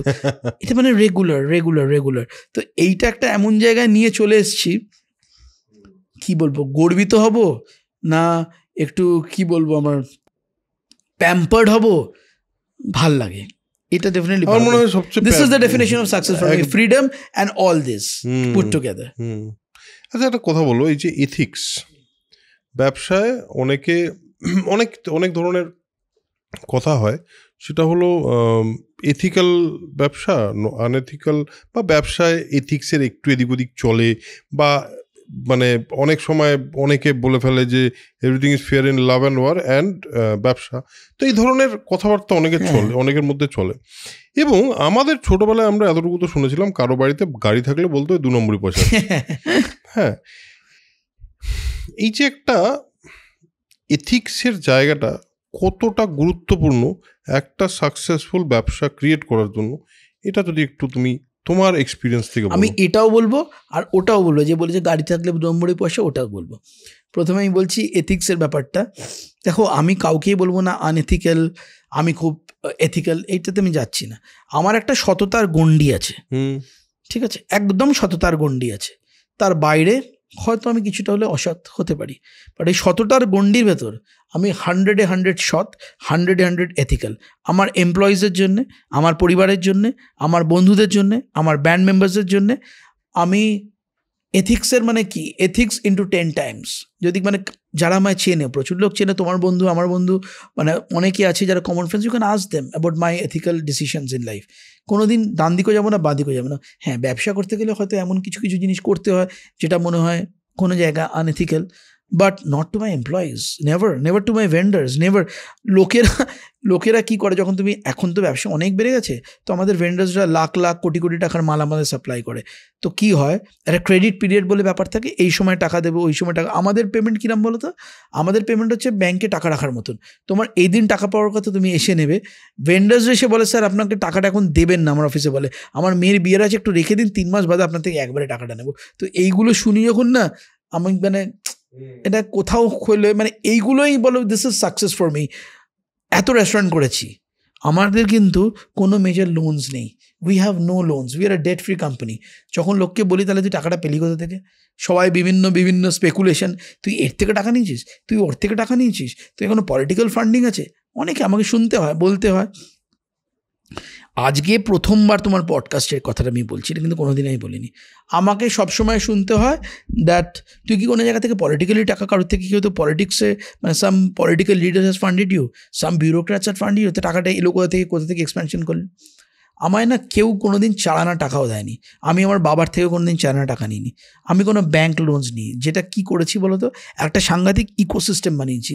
বুট স্ট্র্যাপিং বলে একটা কথা আছে জানো, নিজের টাকায় নিজের ব্যবসা করা। আমি যখন প্রথম চাউমিন করেছি বা রেস্টুরেন্ট করেছি, আমি প্রথম 4 বছর একটা টাকাও কোনো দিন ব্যবসা থেকে নিইনি, কারণ আমার প্যারালাল রোজগার ছিল। আমি একটা চাকরি করতাম, গান বাজনা করতাম, লক্ষ্মী ছাড়া যেইটুকু রোজগার হয়, যেইটুকু হয়, আমার লাইফস্টাইল খুব সিম্পল হয়ে যায়। একটা রেস্টুরেন্ট করেছি, তার যা প্রফিট হয়েছে সেটা দিয়ে আরেকটা রেস্টুরেন্ট করেছি, সেটা দিয়ে আরেকটা হয়েছে, সেটা দিয়ে আরেকটা হয়েছে, 1 2 করে গেছি। আর আমার ভেন্ডাররা, এখন একটা রেস্টুরেন্ট করছি, ধরে নিন একটা রেস্টুরেন্ট করতে 60 লাখ টাকা খরচা, তার মধ্যে 20 লাখ টাকা দিতে হয় আপফ্রন্ট, 40 লাখ টাকা দিতে হয় আমার ক্রেডিট যেটা আমি পাই, আমার ভেন্ডাররা আমাকে ইএমআই সিস্টেম করে দেয়, বলে দাদা আপনাকে টাকা দিতে হবে না, আমি মাসে মাসে 5 লাখ টাকা করে দিয়ে যান। সো আমি ব্যাংক থেকে লোন নেবো ইন্টারেস্ট কেন, আমার ভেন্ডাররা রেডি আমার জন্য, বলে আপনি সারা বছর সারা জীবন হয় 5 লাখ টাকা করে দিয়ে যান, যত রেস্টুরেন্ট বলবো খুলে দিচ্ছে। So that is my ecosystem that I have developed. I can challenge you, মানে বড় কথায় বলছি না, এরমভাবে কোনো বুক ফুলিয়ে কোনো রেস্তোরাঁ চলতে পেরেছে ভারতবর্ষে আর ন্যাশনাল এক্সপ্যান্ড করতে পেরেছে, I don't know if there is a second one. If you find me let me know. মানে এটা আমি, আমার কাছে কিন্তু প্রচুর অর্থ, প্রচুর টাকা, প্রচুর কিছু নেই, যেটা আছে এটা আছে, দম দিয়ে দায়িত্ব নিয়ে বলতে পারি, এটা কারোর কাছে নেই। So this is I have developed. এই মুহূর্তে কলকাতার যদি জিজ্ঞেস করি তোমাকে, অন্টারপ্রেনারাল অবস্থানটা কি এবং লোকের মাইন্ডসেটে বা নতুন নতুন ব্যবসা তৈরি হচ্ছে কিনা, বা তুমি কোথাও কেউ যদি নতুন ব্যবসা করতে চায় বা যার যদি ধরো তারা কি ভাবছে বা তাদের কি ভাবা উচিত, এরকম কোনো তুমি চারিদিকে প্রথমত কি দেখছো সেটা ইম্পর্টেন্ট, অ্যান্ড দেন তোমার কি কোনো এরকম ভাবনা আছে যে আমি কোনোদিন এরকম একটা জায়গা বা এরকম একটা ফোরাম তৈরি করতে চাই যেখানে আরও অন্টারপ্রেনাররা একসাথে আসুক, দে কাম টুগেদার? এটা কি কলকাতায় সম্ভব বা হতে পারে? প্রথম হচ্ছে একদম হতে পারে, হয়েও গেছে, আমি শুরুও করেছি। আচ্ছা, শুরু করেছো? তোমাকে আমি পুরো সিনারিওটা বলছি। বেশ। যখন আমি ব্যবসা করেছিলাম তখন ব্যবসা করাটাই বাঙালিদের জন্য, specially Kolkata, it was kind of a crime.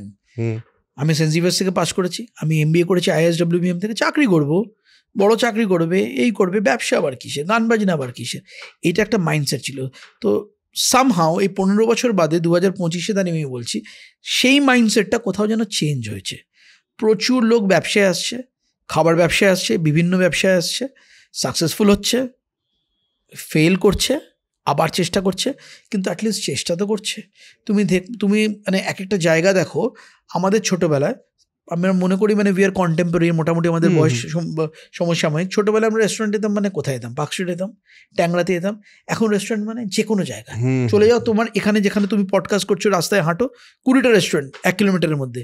Southern অ্যাভিনিউতে যেখানে আমি থাকি, আমাদের এরিয়াতে 350 ক্যাফেজ অ্যান্ড রেস্টুরেন্ট, শুধু সাদার্ন অ্যাভিনিউ বেল্টে 350। Have the data with me. এবার এটাও একটা ইন্টারেস্টিং ডেটা, প্রত্যেক মাসে কলকাতায় অ্যাভারেজে 200 থেকে 300 রেস্টুরেন্ট খুলছে, আবার 200 থেকে 300 রেস্টুরেন্ট বন্ধ হয়ে যাচ্ছে, নাম চেঞ্জ হচ্ছে জায়গায়। সো ফেলিয়ার্স আছে, সাকসেস আছে, কিন্তু চেষ্টা করে যাচ্ছে, সবাই চেষ্টা করছে। Are coming back to the point, যে এই ফোরামটা বানানোর জন্যে আমরা এরম বিভিন্ন ফোরাম বানিয়েছি। তার মধ্যে একটা ফোরাম আছে পয়েন্টার্স বিজনেস ফোরাম বলে। আমি সাউথ পয়েন্টে স্কুলে পড়েছি, আমাদের যারা এক্স স্টুডেন্ট তার একটা পয়েন্টার্স PBF বলে, আমি বিজনেস ফোরাম বানিয়েছি। সেখানে আমরা নতুন এন্টারপ্রেনিয়রদের কী করে সাপোর্ট করব, পয়েন্টার্সরা, সেটা একটা করেছি। BBC বলে একটা গ্রুপ আছে, বাংলা বিজনেস কমিউনিটি বলে, আমি জানি না এখন খুব পপুলার হয়েছে, অনেক বড়। তার একটা সাব ফোরাম আছে, সেখানে নিউ এন্টারপ্রেনিয়র্সদের কীভাবে হেল্প করবে, কীভাবে তারা আসবে, তাদেরকে মানে তুমি আজকে রেস্তোরাঁ করবে, আমি আমার ব্যবসার ক্ষেত্রেই বলছি, কিছুই জানো না, কোথা থেকে লাইসেন্সিং হবে, কী হবে। তো that's kind of one stop solution. আমরা কয়েকজন আছি, আমরা ওদেরকে হ্যান্ড হোল্ডিংটা করে দেবো। মানে কলকাতায় কত রেস্টুরেন্ট আছে যেগুলোকে আমি গিয়ে দাঁড় করিয়েছি, তোমাকে যদি আমি লিস্ট বলি, সেই লিস্ট শেষ হবে না। কত ক্যাফেজ আছে, and I feel so proud যখন তারা চালাচ্ছে। কোনো দিন এটা মাথায় আসেনি আমি ওকে রেস্তোরাঁ খুলে দেবো, তার মানে আমারটা চলবে না। এটা মানে দিস ইজ লাইক বুলশিট, কোনোদিন হতে পারে না। ইকোসিস্টেমটাকে ডেভেলপ করবে। সারাদিন কি লোকে চাউমিনে খাবে বা অদে বিরিয়ানি খাবে, কেন অন্য জায়গাটা খাবে না? তারা তো খাবার হ্যাবিটটাই চলে যাবে। যত বেশি রেস্তোরাঁ হবে, যত বেশি ক্যাফেজ হবে, লোকের এই বাইরে খাবার ধারণাটা চেঞ্জ হবে। এটা লোকে বোঝে না, ভাবে আমি এটা করছি, না না এটা competition. This nothing call competition. তুমি করো, তোমার কাজটা ভালো করে করো। তোমাকে যদি কেউ সাহায্য চাইতে আসে, এটা আমি আরেকটা তুমি বলছিলে তখন, what is your USP? This is another thing that I do and I constantly do, and you can মানে আস্ক এনিওয়ান র্যান্ডমলি, কত লোকের যে রেস্টুরেন্ট আমি দাঁড়িয়ে খুলে দিয়েছি, মানে গিভিং দ্য শেফ, কীভাবে কী করা উচিত, কী প্রাইসিং হওয়া উচিত। ওরা মাঝে মাঝে জিজ্ঞেস করে, দাদা আপনি এটা করছেন, এটা কেন করছেন, এতে কি আপনার মানে কিছু ক্ষতি হচ্ছে না? কী ক্ষতি? ভাগ্য তো একটা করে এসেছি, and there is no substitute to hard work. একটা রেস্টুরেন্ট খুলে দিয়ে আমার সব ব্যবসা বন্ধ হয়ে, তাহলে তো এই ব্যবসা চালাবারই দরকার নেই। একদমই তাই। তো মানে এই ইকোসিস্টেমটাকে ডেভেলপ করতে হবে। ব্যাঙ্গালোরেও করেছি, ব্যাঙ্গালোরেও করে যাচ্ছি, দিল্লিতেও করে যাচ্ছি। যখন যেটা বলে করতে হবে, অ্যাটলিস্ট সাহায্যের হাত বাড়িয়ে দিতে হবে, দেখতে হবে ও দাঁড়ায়, তাহলে কিন্তু আমিও দাঁড়াবো। ইকোসিস্টেমটা বড় হলে সবার লাভ হবে। This kind of the economies of scale, everyone grows, I also grow. যদি না গ্রো করে তাহলে তুমি কি করবো? কিছুই করবো না। So this is one factor. একটা জিনিস বলো, যেটা হলো যে তোমরা তো দুজন, মানে দুই দাদাও আছে তোমার সঙ্গে, এবং তোমরা একসাথেই কোম্পানিটার একটা অপারেশনসটা হ্যান্ডেল করো। বাঙালিদের বা যে কোনো ইয়েতেই দেখা যায় দুই ভাই একসাথে কাজ করলে হেবি ঝামেলা টামেলা হয়। হ্যাঁ, কিন্তু তোমরা এত সুন্দর একটা মানে ব্যাপারটা পুরো চালানোর ব্যাপারে এইটা কোনোদিনই কোনো এই দুই ভাইয়ের ক্ষেত্রে কোনোদিন কোনো সমস্যা হয়নি, বা how do you handle this relationship? প্রথম কথাটা হচ্ছে দাদা আমার থেকে বয়স অনেকটাই বড়, দাদা আমার থেকে 9 বছরের বড়। সো দাদার থেকে আমার জীবনে মানে বেশিরভাগ অংশটাই শেখা। মানে যখন পিআর করেছি, পিআর কি হয়, মানে পিআর এজেন্সিতে জয়েন করেছি, দাদার সাথে কাজ করতাম, করে শিখেছি। আমার মানে প্রত্যেকটা জিনিস, এই খাওয়ার জিনিস দাদা যখন দিল্লিতে চাকরি করতো দাদার সাথে গিয়ে খাওয়া, তো দাদা first kind of a mentor for me. দাদা পিআর এজেন্সি খোলে কলকাতায়, one of the oldest PR agency, এটা এখন দাদা চালায়, স্যাজিটেরিয়াস বলে যেটা খোলে, সেখানে আমি কিছুদিন ছিলামও, তারাকে হেল্প করেছি। তো আমি প্রথমে রেস্টুরেন্ট বিজনেসটা শুরু করি চাউমিন দিয়ে। So chowmein is my brain child. But আমি কিছুদিন করার পর যখন মজাটা দেখি রেস্টুরেন্ট, আমি দাদাকে বলি দাদা একসাথে কিছু করি। And then we started with other chapter 2, তারপরে ব্র্যান্ডসগুলো আমরা একটা নতুন ব্র্যান্ড নিয়ে আসছি, এটা নিয়ে আজকে বলবো, খুব ইন্টারেস্টিং একটা ব্র্যান্ড। তো সব দাদারা আমি একসাথে করি। তো দাদারা আমার ব্যাপারটা হচ্ছে মানে আমাদের একটা ফাইন আন্ডারস্ট্যান্ডিং আছে, যেখানে কোনো প্রথম কথা আমরা যে ব্যাকগ্রাউন্ড থেকে এসেছি, আমরা তো ইনহেরিট করিনি কিছুই, নিজেরা করেছি। দাদাও নিজে করেছে, আমিও নিজে করেছি। তো আমাদের কাছে ওই ব্যাপারটা নেই যে এটা আমার, এটা তোমার, সবই আমাদের।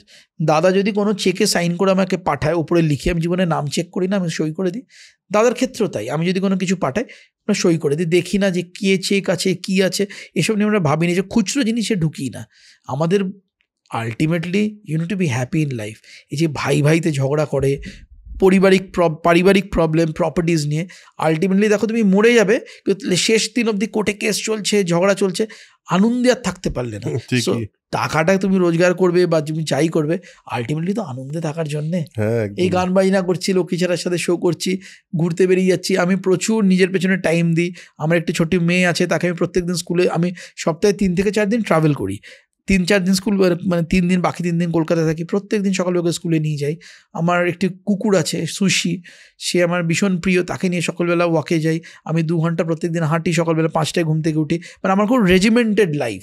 আমি আমার কোনো নেশা নেই, আমি চা কফিও খাই না, তুমি এক্ষুনি কফি বলে, মানে বাকি কিছুই নেই, সিগারেটও খাই না, আর অন্য রঙিন যে জলগুলো লোকেরা খায় সেগুলো আমি খাই না। তো আমার 7:30টার পর প্রিন্সিপাল আমি কোনোদিন কাজ করি না, 7:30টার পর বাড়ি চলে যাবো। লোকে বলে 7:30টার পর রেস্টুরেন্টে তো দেখি 2টো অবধি লোকেরা ফেরে, যে রেস্টুরেন্টের মালিকরা ফিরলো, হাতে একটা মোটা সোনার চেন পরে, এই টাকাটা এসে রাখলো, এই তাই যে রেস্টুরেন্ট আছে। ওই স্কুলেই পড়িনি, ওই 7:30 হবে, আমি অফিস থেকে বাড়ি। আর আমার রেস্টুরেন্টে আমি যাই না, আমি অপারেট করি অফিস থেকে। প্রত্যেকটা রেস্টুরেন্টে যারা manager, they are the owners of the restaurant, they run the restaurant. আমি শুধু জেনে নিই সব ঠিক চলছে, রিভিউজ হয়, উইকলি রিভিউজ, মান্থলি রিভিউজ, ওরা আমাকে, and they are so honest, they are my brother, how can they cheat me? আর আমাকে কিন্তু কোনোদিন আজ পর্যন্ত কোনো রেস্টুরেন্ট থেকে কিন্তু কেউ চিট করেনি। আমাদের এটা একটা মজার ব্যাপার, লোকে এখন দেখি ফেসবুকে মাঝে মাঝে, ইনস্টাতে এগুলো বেরোয়, যখন তুমি কোনো ব্যবসা করবে, কোনো দিন তোমার বন্ধু বান্ধব অফকোর্স ইয়েস, পরিবারের কেউ কিন্তু কোনোদিন সেটা কাস্টমার হবে না। কাস্টমার হবে কিন্তু বাইরের লোক, পরিবারে বিশ্বাসই করবে না কি খাবার বানাচ্ছে। আমারও ক্ষেত্রে তাই হয়েছে, মানে ইমিডিয়েট ফ্যামিলি না, কাজিনসরা বিশ্বাসই করেনি, বাইরের লোকেরা এসে খেয়েছে। যখন একটা জায়গায় চলে গেছে, তখন যেরকম হয়, মুখ চোখ চেঞ্জ হয়ে যায়, অন্যরকম হয়ে গেছে। তো সেটা নিয়েই জীবন। দাদারা আমার ইকুয়েশনটা ইজ ভেরি ক্লিয়ার। দাদা আমার থেকে প্রচুর, মানে অনেক বেশি জানে। দাদার সঙ্গে আমরা একসাথে ব্যবসা করলেও দাদার জায়গাটা দাদার জায়গাতেই, আমার জায়গাটা আমার জায়গাতেই। আমরা সেভাবে, আমার বাবা মা দুজনেই এখনো বেঁচে আছেন। আমরা খুব কি বলবো, একটা ক্লোজলি নিটেড ফ্যামিলি। রেগুলার যাই, আমরা গিয়ে কথা বলি মায়ের সাথে, বাবার সাথে। যদিও যেই বাড়িতে আমরা বড় হয়েছি জয়েন্ট ফ্যামিলিতে, সেই বাড়িতে এত জায়গা নেই যাতে আমরা সবাই থাকতে পারি, কিন্তু সবাই আমরা আশেপাশে থাকি, 10 মিনিটস অ্যাওয়ে। সো একবার করে মায়ের কাছে আমার যাওয়া, দাদার যাওয়া, যা যা দরকার সব কিছুই করি, মানে অল টুগেদার, মানে অল অকেশনস। পয়লা বৈশাখ একসাথে খেতে যাওয়া, এই দিন একসাথে খেতে যাওয়া, মা ডাকলে, মা যদি একটা ফোন করে দেয়, এখনও কারোর কথা না শুনি, মা যদি ফোন করে বলে এক্ষুনি চলে আয়, সব ছেড়ে চলে যেতে হবে। তো এই বেসিক জিনিসগুলো, ওই প্রথমে তোমায় বললাম না, মানে don't let your experience ruin your মানে ইনোসেন্স। এই ইনোসেন্সটা চলে গেলে মুশকিল। এখনও মা যা তা বলে শুনি, আর আচ্ছা ঠিক আছে, কিছুই করতে পারলাম না, বাবা বলে শুনি, ঠিক আছে, যদি ওর বাবা খুব অসুস্থ, বাট এনিওয়ে সব কিছু নিয়েই। হ্যাঁ বলো। না দেখো, যে আমার মনে হয় তোমার শিলাইতদার সঙ্গে কথা বলেছি আমি, আমার এই পডকাস্টে এসেছিল প্রথম দিকে। আমার মনে হয় তোমার সঙ্গে কথা বলে যেটা এখন বুঝতে পারলাম সেটা হলো, প্রথম কথা হলো একটা জিনিস সেটা খুব ইম্পর্টেন্ট আমার মনে হয়, সেটা ইজ ডিসিপ্লিন। এবার ভীষণভাবে এই ডিসিপ্লিনটা মানুষের যখন সাকসেস প্রথম আসে, তো মানুষ অনেক সময় ডিসিপ্লিনটার বিরুদ্ধে একটা রেবেল করার টেন্ডেন্সি হয়, যে এতদিন ধরে আমাকে ডিসিপ্লিনে রাখা হয়েছে, এখন আমি পারি ডিসিপ্লিনটা ভেঙে দেবো, এই একটা রেবেল করার টেন্ডেন্সি হয়। কিন্তু still keeping yourself in that regiment, যে আমি না সকালে 5টার সময় ঘুম থেকে উঠবো, আমি এটাই করবো। আমি শুধু মানে নেশা করা বা পার্টি করার কথা বলছি না, বাট জেনারেলি তারা একদিন মনে হলো একটা সিরিজ দেখে নিয়ে আসি সারা রাত জেগে। এই যে এই ধরনের ছোট ছোট প্রলোভনগুলো, এইগুলোকে কি করে এড়াও? প্রথম কথায় মানে এটা একদম আমার মাইন্ডসেট, এটা খুব ইন্টারেস্টিং কোয়েশ্চেন করেছো। আমি জানি না এটা তোমাকে মানে আমি উত্তর যে দিচ্ছি এটা আমি হয়তো কেউ কোনোদিন আমাকে জিজ্ঞেস করেনি, বাট আমি তোমায় বলছি ছোটোবেলা থেকেই না আমি যেটাতে অ্যাডিক্টেড হব সেই জিনিসটা কোনোদিন করিনি। যে কোনো জিনিস অ্যাডিক্টেড হব। ছোটোবেলায় যখন ছিলাম তখন আমাদের বাড়িতে মানে তখন খুব ভিডিও গেমের চল ছিল। নিনটেন্ডো বলে একটা ভিডিও গেম দিয়েছিল, সবাই খেলতো, সুপার মারিও সারাক্ষণ। আর মানে এমন নেশা, সারাদিন লোকে খেলে যাচ্ছে। আমি একবার খেললাম, দেখলাম যে খুব খেলতে ইচ্ছে করছে, খেলাটা বন্ধ করে দিলাম। নেটফ্লিক্স বা এইসব ওটিটি প্ল্যাটফর্ম আমার বন্ধুরা, আমার সহকর্মী থেকে সারাদিন এরম খুলে বসে আছে, দেখছি ঠিক 5 থেকে 10 মিনিটস কোটা বন্ধ। গাড়িতে একটু ট্রাভেল করছি, দেখছি।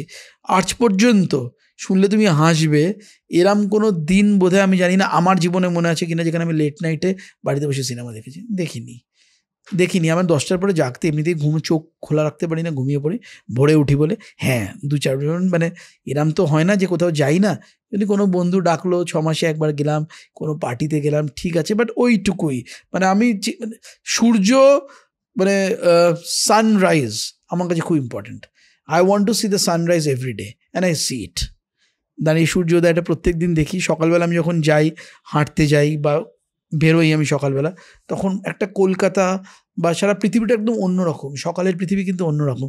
আমার অনেক বন্ধু আছে এখনও 12টার সময় ঘুম থেকে ওঠে, তাদেরকে আমি বলি তুই ওরা কোনো দিন আসল পৃথিবীটাকে দেখলি না। সকালবেলার পৃথিবীটা is so beautiful, it is so colourful, it is so melodious, পাখিদের আওয়াজ, কত কিছু আওয়াজ, সেটা কিন্তু অর্ধেক লোকে দেখেই না। ভাবে যে রাত্রিবেলা 3টে অবধি আমি গান শুনছি, সিনেমা দেখছি। আরে বাবা, এইসব তো আমি কিন্তু জীবনের অনেক বছর ফুল টাইম মিউজিশিয়ান ছিলাম। দেবদাকে অ্যাসিস্ট করেছি, লক্ষ্মী ছাড়ার সাথে সারাদিন শো করেছি। লক্ষ্মী ছাড়া আমার সব বন্ধু সব ঘুরছে ফিরছে, খাচ্ছে দাচ্ছে, সব করছে, আমি কিন্তু সবের মধ্যে ছিলাম। কিন্তু 10টার সময় কেটে পড়তাম, শো শেষ, সবাই হোটেলে ঢুকে পার্টি করছে, আমি কিন্তু ঘরে ঢুকে ঠিক শুয়ে পড়তাম। এই যে আমরা ট্যুরসে যাই ইউএসএতে বা যে কোনো অন্য কোনো জায়গায়, শহরে আমরা যে বিভিন্ন দেশে যাই, আমার ব্যান্ডের মেম্বাররা হাসে, ঠিক শোটা শেষ হলো, ঘরে এলাম, শোটা করে টাক করে দরজা বন্ধ করে খুলি না, কারণ দরজাটা খোলা গেলে মুশকিল, আমাকে টেনে নিয়ে যাবে, দুম করবে, কিছুক্ষণ ধরে ডাকে, তারপর দেখে যে এ ওঠার লোক না। সো একটা ডিসিপ্লিন সব সময় থাকে। মানে ইভেন আমি আমার ব্যবসার ক্ষেত্রে ছাড়া বলছি, আমার ব্যান্ডের ক্ষেত্রেও, আমার ব্যান্ডের সবাই আমার বন্ধু, ছোটোবেলা থেকে একসাথে আমরা স্কুলে পড়েছি, মানে কলেজে পড়েছি, তারপর ব্যান্ড হয়েছে। It is like not a professional arrangement for us. তো আমাদের কাছে কোথাও বেড়াতে যাওয়াটা ইট ইজ লাইক মানে শো করতে যাওয়াটা ইট ইজ লাইক ঘুরতে যাওয়া, আনন্দ করতে যাওয়া। কিন্তু সেখানেও ওই ঘুড়ির যে ওই মাঞ্জাটা কিন্তু আমার হাতে থাকে। আমি সবাইকে বলি এটা করবি না, শোয়ের আগে কেউ ওটা করবে না। আমার উপর প্রথম সবাই রেগে যেত, কিন্তু ওরা এখন সেই বেনিফিটটা পায়, দিয়ে আমাকে বলে ভাগ্যিস তুই এটা বলতিস বলে আমরা এটাকে একটা মেনে চলেছি বলে আজকে এই জায়গাটা করেছি। ব্যাংকে এত টাকা সবাই ব্যালেন্স মেনটেন করবি, টাকাটা উড়িয়ে দিবি না, একসাথে টাকা নিবি না, এই করবি না, মানে একটা সবাইকে একটা কোনো জায়গায় একসাথে করে রাখা, এটা কিন্তু একটা বড় চ্যালেঞ্জ। আর 30 বছর হয়ে গেল লক্ষ্মী ছাড়া, 25 বছর আমার ওই 25 years, not a matter of joke. কোনো ব্যান্ড 25 বছর ধরে কটা টিকে আছে আমি জানি না। আমরা কিন্তু রেগুলার শো করে যাই, কালকেও শোজ হয়েছে, দুর্গাপুজোর সময় আবার এবছর যাচ্ছি ইউএস, এই NABC আবার যাচ্ছি টরন্টো, আমরা কিন্তু রেগুলার শো করে যাই, চালিয়ে কিন্তু যাচ্ছি। সে যে টিম করেও বাতি জ্বলে কিন্তু যাচ্ছে। আমাদের 5 লাখ শ্রোতা হয়তো নাই, 5,000 লোক গান শোনে, কিন্তু 5,000 লোক ডেডিকেটেড লক্ষ্মী ছাড়ার কিন্তু এখনো ফ্যান্স আছে, যারা লক্ষ্মী ছাড়ার গান এখনো শোনে। ওই ডিসিপ্লিনটা ইজ ভেরি ইম্পর্টেন্ট। আমার মনে করি ডিসিপ্লিনটা না থাকলে কোনো কিছুই করা যাবে না। আমার অনেক বন্ধু আছে সাংঘাতিক সাকসেসফুল, কিন্তু যখন দেখেছি ওদের সাংঘাতিক ডিসিপ্লিন, উইদাউট ডিসিপ্লিন। তুমি এটা মনে করো মানে ডিসিপ্লিন খুব ইম্পর্টেন্ট যে একটা মানুষের জীবনে বড় হওয়ার জন্য? ভীষণভাবে প্রাইম ফ্যাক্টর। ট্যালেন্ট অফকোর্স দরকার, সেকেন্ডারি। প্রাইমারি হচ্ছে ডিসিপ্লিন অ্যান্ড হার্ডওয়ার্ক। আমার ট্যালেন্ট যদি তুমি বলো on a scale of 1 to 10 in all respect would be about 6। আমি নিজেকে ট্যালেন্টেড মনেই করি না। As a musician from scale of 1 to 10 I would be 5, 5.5, 6 average musician. তাও 25 বছর চালিয়ে যাচ্ছি, লক্ষ্মী ছাড়া করে যাচ্ছি। অ্যাজ অ্যান এন্টারপ্রেনিউর ওই 6-7 একটু এত বেশি পাবো, চালিয়ে যাচ্ছি। Just because that discipline and the honesty, ওই দুটোকে রাখতেই হবে। ওটা ছাড়া কিছু হবে না। ডিসিপ্লিন তুমি কী করে করবে? আমি কত লোককে দেখেছি, আমারই বন্ধু বান্ধব যারা রেস্টুরেন্ট ব্যবসা করে, এলো রাত্রিবেলা 3টের সময় বাড়িতে ঢুকলো, রেস্টুরেন্ট কিন্তু বন্ধ হয়েছে 12টার সময়। 3 ঘন্টা কী করলো তুমি বুঝে নাও। এবার পরের দিন সে উঠছে 12টা, 1টা, 2টো, তার কোনো ফ্যামিলি লাইফ নেই, তার কোনো নিজের শরীরের পেছনে কোনো টাইম স্পেন্ড করছে না। আর আমরা যেটা নেগলেক্ট করি, এটা বুঝি না, এটা একটু আমি জানি না তোমাদের পডকাস্টের কোনো টাইম লিমিট আছে কিনা, আমি এক্সিট করে যাচ্ছি কিনা। আমার পাড়ায় একটি ভদ্রলোক ছিল ওই গড়চা রোডে, তাকে আমরা তার নাম কেউ জানতাম না, তাকে সবাই আমরা রত্নাদির জেঠু বলে ডাকতাম। সেই ভদ্রলোককে আমি আমার জন্মাবার পর থেকে এখন অবধি, এখন তো উনি মারা গেছেন, লাস্ট যতদিন দেখেছি ঠিক একভাবে দেখেছি, এক শিডিউলে। সকালবেলা উঠতো, লুঙ্গিটা পরে ওই নাকে নস্যি নিয়ে বেরোতো, পাড়ার চায়ের দোকানে যেত, চা খেত, 2-3টে নিউজ পেপার পড়তো, আসতো, আমাদের সাথে একটু দেখা হলে গল্প করতো, বিকেলবেলায় বসতো পাড়ার রকে একটু গল্প টল্প করতো, সন্ধেবেলায় দেখতো, টিভি দেখতো। মানে ওর থেকে বেশি হ্যাপি লোক আমি কাউকে দেখিনি। সো কিন্তু সেরকম কিছু করে না। একদিন আমাকে এই কিছু বছর আগে, মানে উনি এখন আর নেই, মানে লাস্ট জবে দেখা হয়েছে, একদিন আমায় ডাকলো, বলে এই কী রে, কী খবর? আমি বললাম ভালো আছি। বলে তুই, আমি বললাম যে কী করছো তুমি? মানে সে তোমাকে দেখে খুব ভালো লাগে। বলে তোকে একটা প্রশ্ন করছি, তুই এখন কী করছিস? আমি বললাম আমি এইটা করছি। এলে এরপরে কী করবি? আর আমি এরপর আরও 10টা রেস্টুরেন্ট খুলবো। তারপরে কী করবি? তারপরে আরও 20টা খুলবো। তারপরে কী করবি? বলে আইপিও আনবো। তারপরে কী করবি? তারপরে রিটায়ার করবো, লাইফটাকে এনজয় করবো। বলে দেখ তুই এত কিছু করে যেটা করবি, আমি এখনই সেটা করছি। মানে ও এটা বুঝিয়ে দিয়েছে যে মানুষের জীবনে হ্যাপিনেসটা কত দরকার। মানে আই নো অনেক লোককে, many of my friends, they're super rich. Super rich is an understatement. Super duper rich. Not happy in life. Happiness মানে কিন্তু ফ্যামিলি লাইফ হ্যাপি সেটাও নয়, এটা ভেতর থেকে একটা, তুমি একটা লোকের মুখ দেখলে বুঝতে পারবে সে আনন্দে আছে, খুশিতে আছে না খুশিতে নেই। তুমি, আমি তো সকালে ক্লাবে হাঁটতে যাই, মাঝে মাঝে আমি লেকে হাঁটতে যাই, প্রচুর লোক দেখি কি আনন্দ, লেকে এসছে বর বউ দুজন মিলে, মানে পৃথিবীতে মনে হচ্ছে যেন একদম কি বলবো তোমাকে, মায়ামি বিচে বসে আছে, কিন্তু বসে আছে কিন্তু সাদেন ভিউ লেকে, মুখের এক্সপ্রেশনটাই অন্যরকম। আর তুমি কোনদিন সকালে ওঠো ঘুম থেকে? না, ওঠো না। এটাই তুমি যখন বলছিলে পুরো টিমটা আমার এদিক ওদিক করে হাসছিল। চলো একদিন আমার সাথে চলো, আমি তোমায় নিয়ে যাবো লেকে, ট্রাস্ট মি, একদিন চলো, নেশা হয়ে যাবে। নেশা বলো, ওই হাঁটাটা তোমার নেশা হয়ে যাবে। ওই যে পাখি, ওই যে জল সকালবেলা দেখছো, অ্যান্ড জাস্ট তোমার স্ট্রেসটাকে যেন টেনে নেবে কোথাও। সবাই মজা করে আমার বন্ধুরা, ও তুই আবার তো সকালবেলা, আরে যাইবেলা যখন সবাই ঝাড়ু দিতে ওঠে তুইও উঠিস। হ্যাঁ উঠি। আমার সানরাইজ দেখতে খুব ভাল লাগে, এটা আমার ভাল লাগে, এটা আমি কী করে আমি চেঞ্জ করতে পারবো? অ্যান্ড সানরাইজ দেখতে গেলে তো প্রচুর টাকা, আইপিএলের টিকিটের মতন টাকা দিয়ে দেখতে হয় না, জানলা খুললেই দেখতে পাওয়া যায়। তো আই ডু দ্যাট। দেখো আমার সকালে ওটা কিরম জানো, আমার সকালে ওটা হলো আমার যখন শ্যুট থাকে তখন আমার কল টাইম, মানে কল টাইমে আমি যদি 5টায় কল টাইম থাকে আমি 4টে উঠে যাবো, সেটা নিয়ে কোনো সন্দেহ নেই। জেনারেলি আমি রাত্রিবেলা একটু দেরি করে জেগে থাকি, কিন্তু মাঝখানে আমি একটা খুব সুন্দর একটা জিনিস করেছিলাম, যেটা বেশি দিন মেনটেন করতে পারিনি, কন্টিনিউ করতে পারিনি। সেটা হলো আমি কয়েকদিনের জন্য একটা ওই 3:45 এই টাইমটাকে বেছে, ব্রহ্ম মুহূর্ত বলে যেটাকে, সেই সময় উঠতাম। উঠে আমি বেশ কিছুক্ষণ কাজ করতাম, যেই কাজটা মানে উঠে কিছুক্ষণ একটু এদিক ওদিক গান টান শুনে তারপর কাজ করতে বসতাম। এবং আমার বেশ কিছু স্ক্রিপ্ট আমি ওই সময় লিখেছি, এবং আমি দেখেছি বেস্ট আউটপুটটা আমার ওই সময় বেরিয়েছে। অ্যাবসলিউটলি। আমার অফিস সবাই মানে খোলে, অফিসিয়াল টাইম হচ্ছে 10টা, আমি চেষ্টা করি অফিসে 9টার মধ্যে ঢুকে যেতে। ওই যে 45 মিনিট কেউ নেই, সেই সময় অফিসে আমার যতটা আমার প্রোডাক্টিভিটি থাকে বাকি কোনো সময় থাকে না। আমি সকালবেলা যখন একা আমার বাড়িতে স্টাডি টেবিলে বসে আমি কাজ করি, আমার যে প্রোডাক্টিভিটি থাকে আমার সাথে পারে না, মানে আমার সঙ্গে যারা আমার সহকর্মী আমার সঙ্গে থাকে সারাক্ষণ, যারা আমার যিনি গাড়ি চালায় আমার সঙ্গে যে সারাদিন থাকে, তারা হাঁপিয়ে পড়ে, তাদেরকে আমি ছেড়ে দিই, তুই আজকে রাত্রির ডিউটি করেছি আবার দেরিতে আসবি। আমার কিন্তু রাত্রির দেরি নেই, আমার রাত্রির যদি আমি 2টাতেও ফিরি আমি 5টাতে উঠবো, তারপরে অন্য কোনো ড্রাইভার আসবে, অন্য কেউ আসবে, বাট আমার রুটিন চেঞ্জ হবে না। ওরা পারে না, মানে I need a set of people to B with me. একটা সেট অফ পিপল আমার সাথে পারবে না। সবাই বলে পাগল, উন্মাদ, ঠিক আছে চলছে, এইভাবেই তো চলছে, আনন্দে থাকলেই হলো। আচ্ছা বেশ, এই যে মাঝখানে একটা জিনিস নিয়ে খুব হলো, সেটা হলো কত আবার 90 আওয়ার্স না 70 hours a week, 70 hours a week কাজ করতে হবে, যেটা নিয়ে এত কথাবার্তা হলো, এটা নিয়ে তোমার কি মনে হয় যে মানে ওয়ার্ক আওয়ার বিষয়টা এটা কিরকম হওয়া উচিত, বা এই ওয়ার্ক আওয়ার বিষয়টা অ্যাকচুয়ালি তোমার কাছে কি মিন করে, এটা একটু বলো। দেখো, ওয়ার্কিং আওয়ার ইজ ডেফিনেটলি মানে একটা মনিটর করা উচিত, মানে ডিসিপ্লিনের বাইরে চলে যাবে সব কিছু ডিসিপ্লিন। বাট এই 70 ঘন্টা 80 ঘন্টা কাজ করতে হবে, এইটা আমার মনে হয়, আমি অন্তত এই স্কুলে পড়িনি। আমার অফিসটা না খুব মজার, আমি রেস্টুরেন্ট বলছি না, আমার যেটা ব্যাক এন্ড অফিস যেখানে আমি বসি সেটা একটা বড় সেট আপ, অনেক বড় সেট আপ। সেখানে লোকেরা আসে, তুমি যদি আমার কোনো অফিসে যাও, অফিসে বাগান আছে, অফিসে তোমার প্রচুর অ্যাক্টিভিটির জায়গা আছে, ক্যান্টিন আছে, লোকেরা বসে খাচ্ছে, পুরো অফিসটা খুব কালারফুল অফিস। তুমি এসো, তোমার এটা ডেলিভারেবলস, তুমি কাজ করে চলে যাও। তুমি যদি একদিন 2 ঘন্টা আগেও বেরোবে, আই ডোন্ট গেট বদার্ড। বা যেদিন তোমার কাজ আছে, সারা রাত্রি ধরে কাজ করছো, কাউকে বলতে হয় না। তো এই ফ্রিডমটা যদি কাউকে দেওয়া হয়, তাহলে দেখবে 70 ঘন্টা 80 ঘন্টার গল্পে আসবে। ইট ইজ অল অ্যাবাউট ডেলিভারেবল, মানে ডেলিভারিজ, কাজটা করতে পারছে কি করতে পারছে, তুমি ডেলিভারি দিতে পারছো কি পারছো না। যদি না দিতে পারো তাহলে করো, আর যদি দিতে পারো তুমি আগে করে বেরিয়ে যাও, বসে থাকবে কেন? তুমি কি মানে কৃতদাস, মানে তোমার কাজ হয়ে গেছে, সব হয়ে গেছে, অফিস রাত্রি 10টা অবধি 12টা অবধি বসে থাকবে? No no no, it shouldn't happen like that. আমি তো পারবোই না কোনোদিন, তাই জন্য তো আমি এই কালচারে বিশ্বাস করি, বলে আমার লোকেদেরকে আমি সেইটাতে কোনোদিন বিশ্বাস করাই না। আমি যেটা করি না সেটা আমি কাউকে ইম্পোজও করি না মানে করার জন্যে। আমি যেটা খেতে ভালোবাসি না সেটা আমার কোনোদিন আমি কোনো আমার গেস্টকে খাওয়াইও না। মানে all dishes of all my restaurants আগে আমি খাই, যদি মনে হয় ভাল লাগবে, যদি মনে হয় খারাপ চলবে না, দেবো না।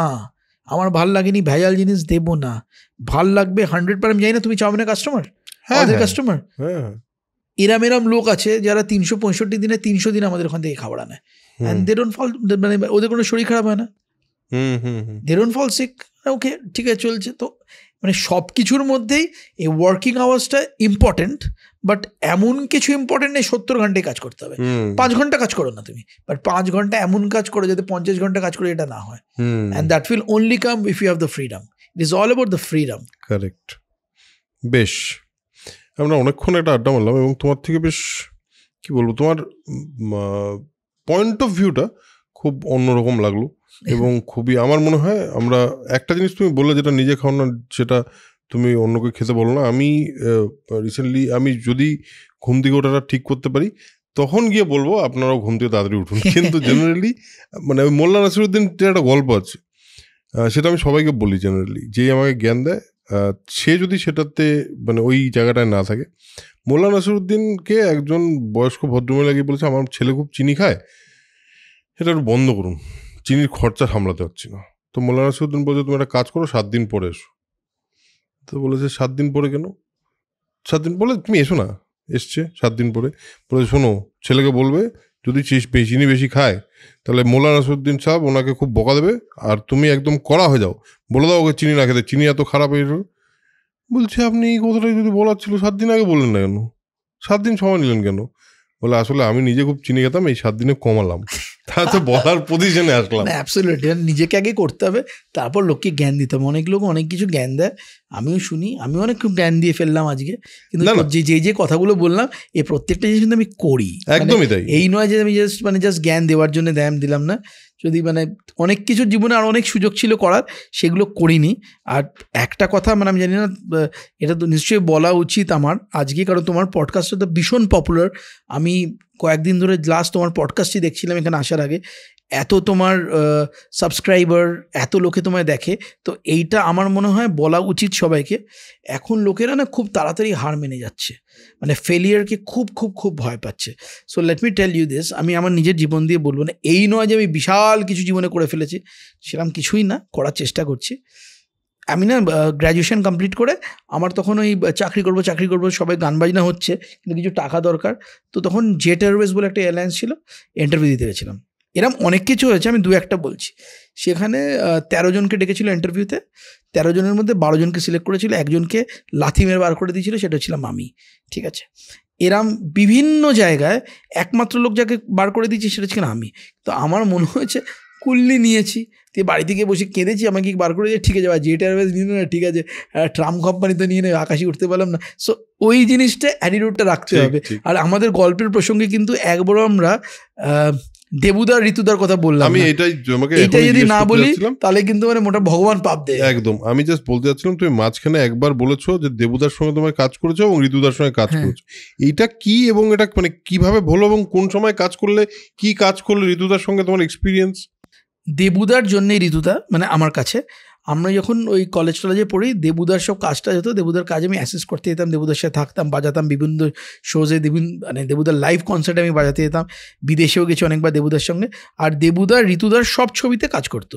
চোখের বালি পর থেকে যা যা ছবি হয়েছে তখন ঋতুদার যে ছবি হয়েছে দেবুদার সঙ্গে, তো সেই সূত্রে ঋতুদার সাথে পরিচয় হয়। অ্যান্ড যখন চাউম্যান খোলে যেই সময়টা, তার 2-1 বছর আগে থেকে ঋতুদা আমাকে খুব পছন্দ করতেন, খুবই পছন্দ করতেন।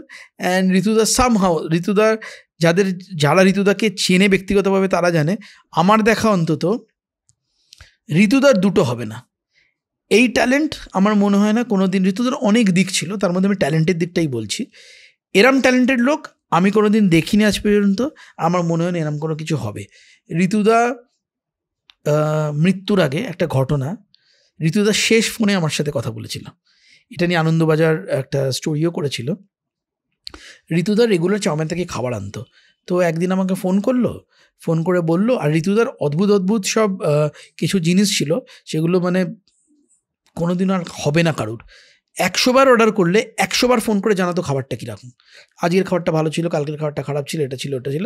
তো একদিন আমায় ফোন করেছে বিকেল বললো আজকে আমার শরীরটা খুব খারাপ লাগছে, অ্যান্ড তুই আমার জন্য একটা সুইট কর্ন স্যুপ আর একটা কী খাবার এক্স্যাক্টলি আমার মনে নেই, বলে একটু পাঠিয়ে দিবি, আজকে আমি শুধু স্যুপ খেয়ে ওষুধ খেয়ে শোবো। ঋতুদা প্রচুর ওষুধ খেতো, মেডিকেশনসে ছিল। তো আজকে আমি এবার 5টা না 5:30টায় ফোন করেছিল, আমি না ভুলে গেছি বলতে, বলে তুই 7টায় বলে দিবি কিন্তু খাবারটা যেন পৌঁছে যায়। ঠিক 7টায় ফোন করেছে, বলে কী রে খাবারটা পেলাম না তো, আর ঋতুদা এই বেরিয়েছে এক্ষুনি ঢুকছে, আমি তো ভুলে গেছি ফোনটা মেকআপ মারতে হবে, ফোন করলাম বলে এক্ষুনি নিয়ে যা, সব বন্ধ করে ঋতুদার বাড়িতে নিয়ে যায়। ঋতুদা থাকতো নবীনা সিনেমার উল্টো দিকের যে Indrani park, right Indrani park, ওখানে থাকতো। তো গল্ফ গ্রিন থেকে খাবার চলে গেছে, খাবারটা খেয়েছে ঋতুদা, আমাকে ফোন করেছে লাইক মানে অলওয়েজ ইউজ টু ডু, দেবা খাবারটা খেলাম খুব ভালোই ছিল, আমি শুতে যাচ্ছি, তোর সাথে পরে কথা হবে, এরকম একটা রাফ কথা হয়েছিল। এবার সেটা বোধহয় বিকেলবেলা না সন্ধ্যেবেলা আমাকে বলেছিল। তারপরে পরের দিন আমি শুনি ঋতুদা নেই, অ্যান্ড ঋতুদার টেবিলের ওপর চাউমিনের ক্যারি ব্যাগটার কন্টেনারটা ছিল। এবার কোনো একটি খবরের কাগজ, কোনো একটি মিডিয়া স্টোরি করে, তাহলে কি ঋতুদা শেষ চাউমিনের খাবার খেয়েই মারা গেলেন? Question mark. Seriously? And I received so many calls, ঋতুদাকে তোমার খাবার খেয়ে মারা গেছে, কি উত্তর দেওয়া, কি বলে। So funny incident. বাট ঋতুদা কোনোদিন ধৃতি হবে না। সেম দেবুদা তো আমার জীবনের একটা কি বলবো, আমার ভাই বলবো, বন্ধু মানে আমার দাদা বলবো, বন্ধু বলবো, আমার আর একটা দিক বলবো দেবুদা। মানে যখন সব কিছু অন্ধকার, কিছু নেই, সব প্রবলেমের মধ্যে দেবুদা, 5 মিনিট দেবুদার সাথে বসলাম, কি 1 ঘন্টা দেবুদার সাথে বসলাম, আবার সব ব্যাটারি লাইক চার্জড হয়ে গেল। তো এই সব সম্পর্কগুলো সারা জীবন রয়ে যাবে। হ্যাঁ, ব্যবসা তো হতেই থাকবে, ব্যবসা তো থেমে থাকবে না, হতেই থাকবে। বাট এই জিনিসগুলো দরকার। হঠাৎ বুড়ো হয়ে গেলাম, সব ব্যবসা প্রচুর কিছু করে ফেললাম, জীবনটাকেই এনজয় করতে পারলাম না, তাহলে আমি কি করব?